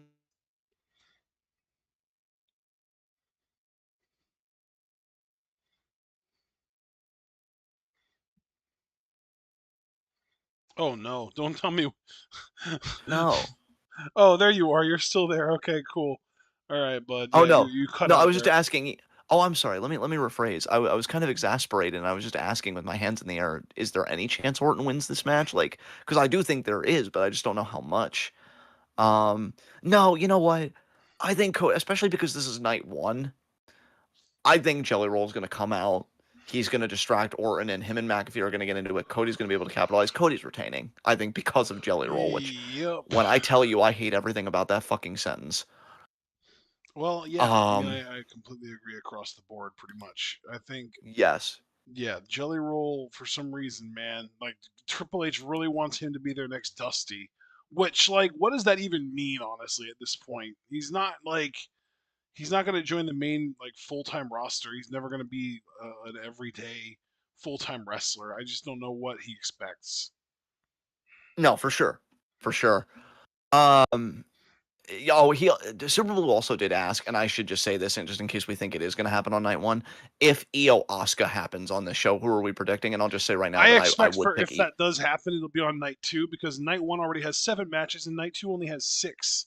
So night two is either being booked as like, oh well, it's a bigger deal because there are fewer matches, which means each match is going to get more time, or they just haven't finished the card yet, and that match is going to get added to it. Yeah, I'm just gonna go Io either way. I think Io will win. Yeah, I know she's that's like, reasonable. I yeah, think honestly, actually, I think because it is the first match in their feud, I do think I would pick Asuka to win. Just because I think Kyrie would help her to win. yeah. I could see that too, especially because in kayfabe, like Io's been through a lot between the attack from Jade's group and then losing to Jade on SmackDown. Now, Yeah, granted, there's still another week, so we'll have to see how that week treats Io. But yeah, so I totally get where you're coming from too, though. So now on to night two, dude, I you have cannot Intercontinental wait for title. this freaking ladder match. Like, you know, I'm not the biggest fan of ladder matches, but man, this ladder match looks fun. I wish JD McDon't Google Me wasn't in it, but everything else about it looks really fun. Dude, Javon Evans might be about to change the game because the way he approaches high flying from a psychological standpoint, I wonder Yeah, how he can infuse that in a ladder match. yeah, Um, But we got Penta versus Ray versus JD versus Rusev versus Dragon Lee. I'm really glad that they're still using Dragon Lee despite AJ being retired yeah. versus Javon Evans. The fan pick for me is Javon Evans. I'd love to see him just win the IC title, get a Mania moment so young in his career. I am gonna go with dude, believe it or not, just to kind of, well, I mean, obviously I'm sharing it with the audience too, but between you and me, I'm actually most torn between Penta retaining and if you can believe it, Rusev winning, just because it just feels so random. And he's like the odd man out in this ladder match because he's not a skinny guy. Like Yeah. he's a brute.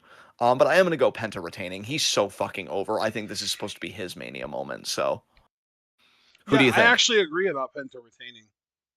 Okay. Okay, cool. Dude, you and I are so same brain on this Mania. We're both so checked out of the product for the most part. That's crazy. And like me in a way even more than you because I know your mom still watches this stuff like against your will. So like the idea that we're still like so same brain on a lot of stuff is crazy. Um Brock Lesnar versus Oba Femi. You guys already know my position. I think Oba should win, and I am backing him to win. So I'm sticking with Oba. I Oba's mean, winning I'm this one. backing him to win, and I hope he wins, but I'm officially going to predict Brock. You know what? All I ask of you is that if you are right, you send me a hug sticker afterwards. Not because you did anything wrong, but because you were right about I WWE might doing wrong, have and somebody to, needs to cover like, me. I don't know if I can send you the exact hug sticker that you always send me, but I will do my best. Even if you want to send it to me in Discord, like as a GIF, because there are plenty of hug GIFs. You just type in hug. I know you can do that. I'm Yeah. gonna need comfort from somewhere, Yeah, you you know? got it, dude. Thanks, Michelle. Uh, so I said United that States. in that tone like at least 4 times this week, and nobody got it at any point. I felt so alone. That is why I'm your favorite. Suck it, everyone else. I don't know. That was unearned on my part, but I still feel Whoa, it. whoa, whoa, Um, whoa, whoa. Let's not backtrack. I never disagreed. that's so true. You didn't. We have the silence as evidence. Um, I got to make sure to tone down because the vent's above me. But we got Sami Zayn versus Trick Williams for the United States title. I have been just adamant. Trick's winning here. Yep. They know No, what they no, I have in don't think Trick. Trick's winning. I think Sammy is going to retain heelishly. Holy shit. Okay, this is the first really interesting break, I think, because I've understood like our other disagreements for sure. I just feel like WWE knows what they have in Trick, and Sammy even Well, yeah, said they in his do know what they promo. have in Trick, but like that's exactly why they shouldn't put the title on him right away. Here's my other argument though, outside of the more meta point about Trick. Sammy even said in his promo after he said he didn't like care about the haters that he's walking into Mania as a champion and he's walking out of Mania as a champion. And I'm like, I don't know about that, Sammy. Things haven't been going your way lately for the most Yeah, part. that's true, but I'm telling you, man, it's because like when did things finally start going his way? When he finally started to become willing to take advantage of situations and become more opportunistic. he's gonna do some heelish shit, and he's gonna retain because of it. Yeah, you might be right. And then I hope they continue their Hart Austin synergy and we have like a really like balls to the wall rematch and it would really raise the prestige of the US title anyway. So Well, win-win. that's the thing. Like Um people always remember Hart Austin as being this epic double turn. People don't always remember that Bret Hart won that match. exactly. Yeah, he won that match. And I think a lot of people kind of sleep on the Survivor Series match they had prior to that Mania match. So, yeah, I mean these guys are going to cook if they get time. Jade Cargill versus Rhea. I'm not going to think too much about this. I think Jade just retains. I agree. Um Actually, you know, this is a weird one because it makes you wonder why they put Rhea in this position to begin with if they didn't plan on putting the title on her. You know what I mean? Yeah, I get that. I I guess get maybe that. just as like a way to like elevate Jade's reign and be like, hey, she's been through everyone else. Here's the best of the best, and she can beat her too. But man, that Exactly. feels so hollow to me. But so does everything else about Jade. So yeah, fuck it. I agree. She retains. We came back around the world, brother. Yeah, I Um, did. so I want to give some context here for Balor and Dominic. Oh? Balor teased that yeah, Balor teased that the demon would be coming for Dominic. So this could be Uh, Demon Balor versus Dominic. But then again, the demon doesn't really mean anything anymore ever since Extreme Rules when, the yeah. turnbuckle broke. The So the weight of the demon dick. shout out Javaris. But I did just want to mention that because I think every bit of context matters. And in light of that, I feel like Finn Balor should win here because Dominic's just such a little shit. And I feel like Finn hasn't really gotten a big win in a feud in a long time. Like he lost the Yeah. feud to Priest, he lost the feud to Edge, he lost the feud to Mhm. Roman. Like I've never seen Finn in years, it feels like. I'm not even trying to be hyperbolic. It feels like years since he's won a feud. I'm going with Finn here to beat Dominic. Because I think Well, Dominic's like in over his head. I hope you're right, but because I have zero faith in WWE, I am picking Dominic. Okay. Okay. Dude, I completely get that. I completely fucking get that. Um, yeah, so final matchup, of course, CM Punk versus Roman Reigns.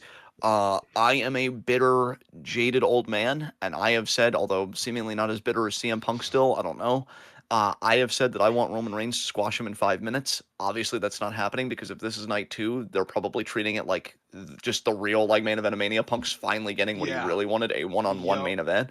So you know this is going to go 30 plus. I'm still picking Roman Reigns to win though. I still think it would be hilarious if Brock Obo went on last. Dude, yes.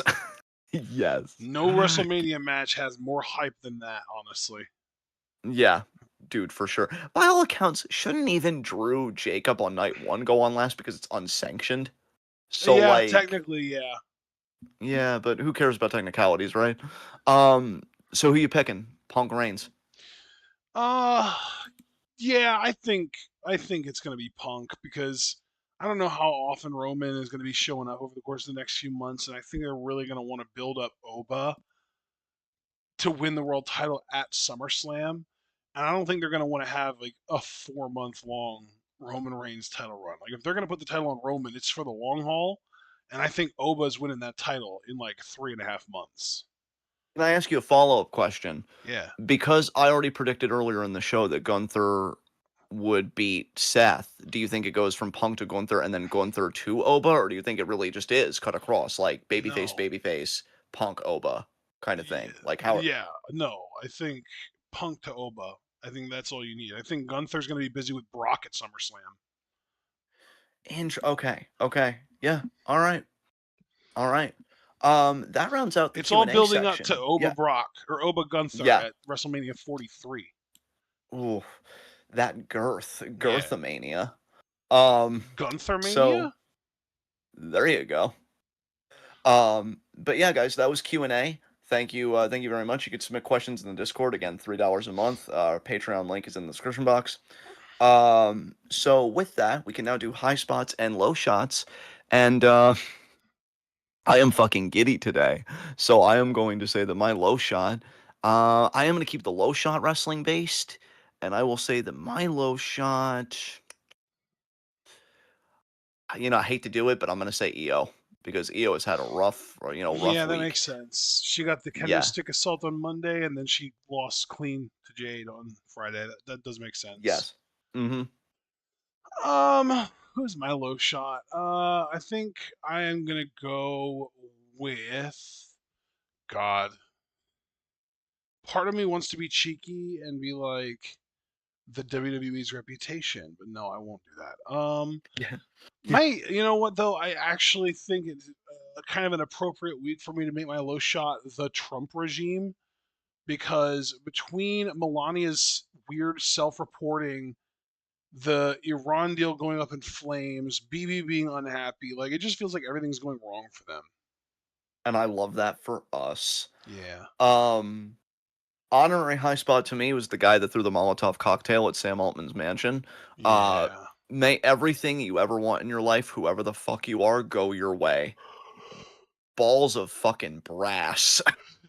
um, so actual high spot is to Shamel Abdul Karim, who set the Ontario paper warehouse fire, and said again the phrase that might become synonymous with future revolution potentially. Yep. All he had to do was pay us enough to fucking live. Yep. You, sir, again, brass balls times two. These people Mhm. are like, yeah, when we say no kings, we have our own idea of that, and it's Mhm. making the things they rely on go up in fucking smoke because it's not kings, it's billionaires and capitalism, and that's what we're fighting directly. So, one of the most joyous high spots I've given in a long, long time because it's to actual fucking praxis.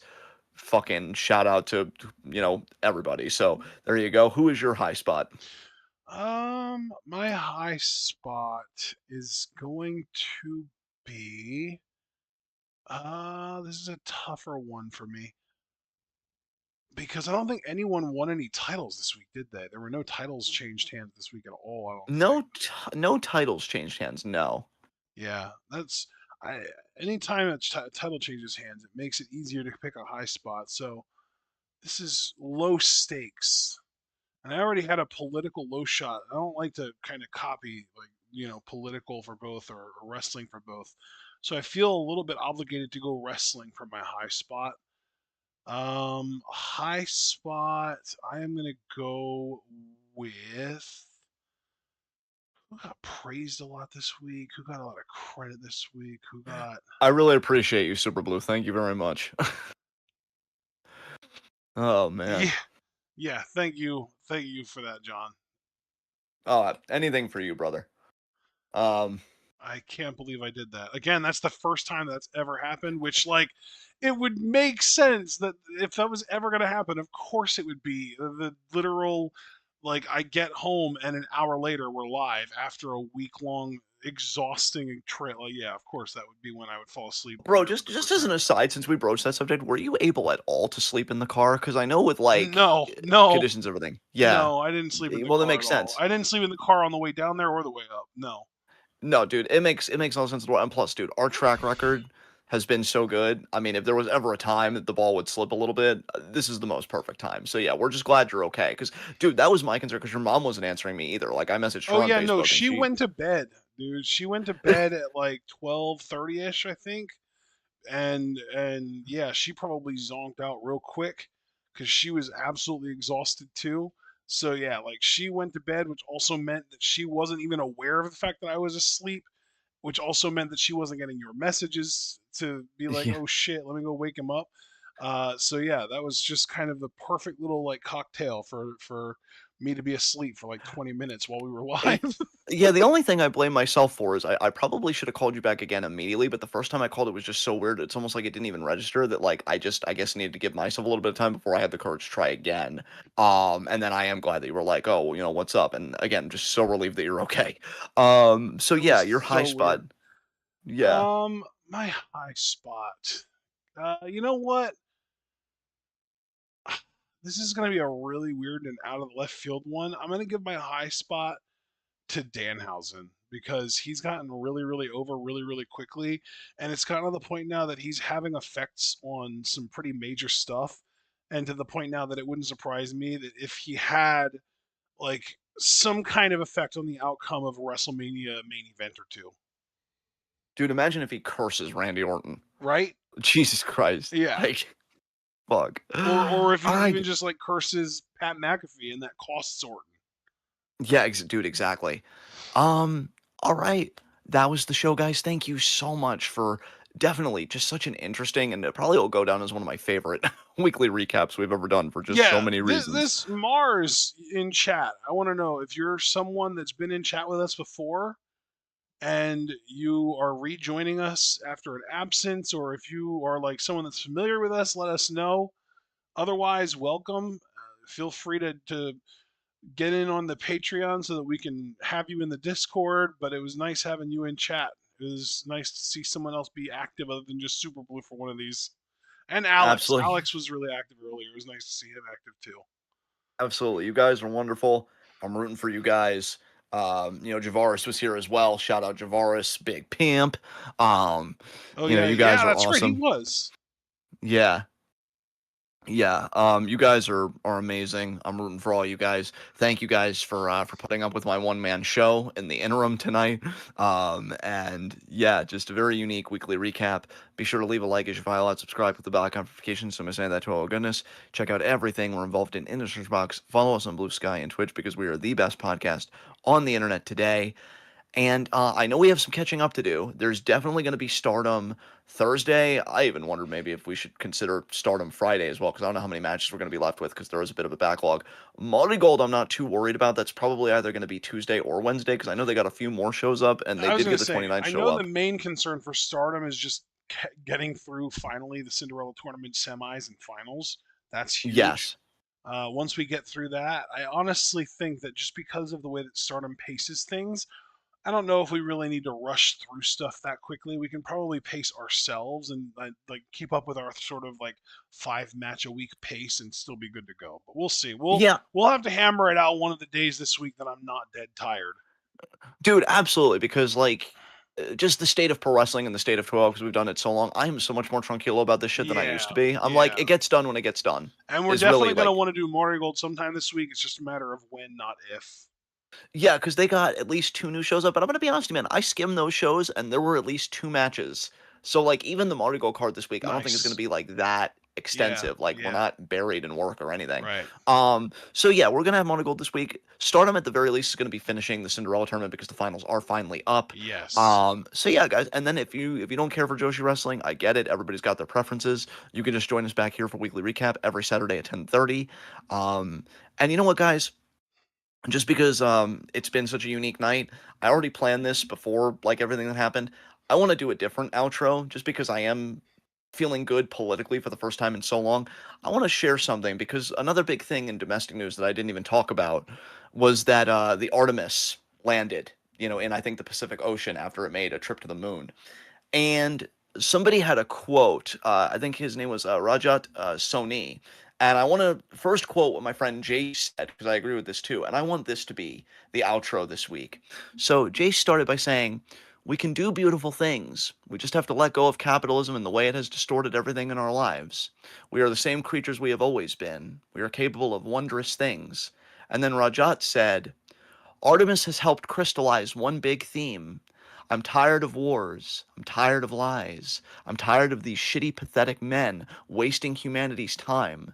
I'm tired of the worshipping of money. I'm tired of the corruption, the indecency, the cruelty. I'm tired of all the fakery, the sadism, the cynicism, the abuse, the cowardice, the obnoxious narcissism, the shameful and disgraceful criminality. They are at the end of this run. We want to be caring humans again. We want to dream again. We want to live." And so, to all of you, for so many years that have given us your ears and your time, may you continue to live. May you continue to dream. And may you never lose touch with your inner humanity that makes you so beautiful. And while you are doing all these things as best you can, know we are so proud of you. And until we meet again, tune in and peace out.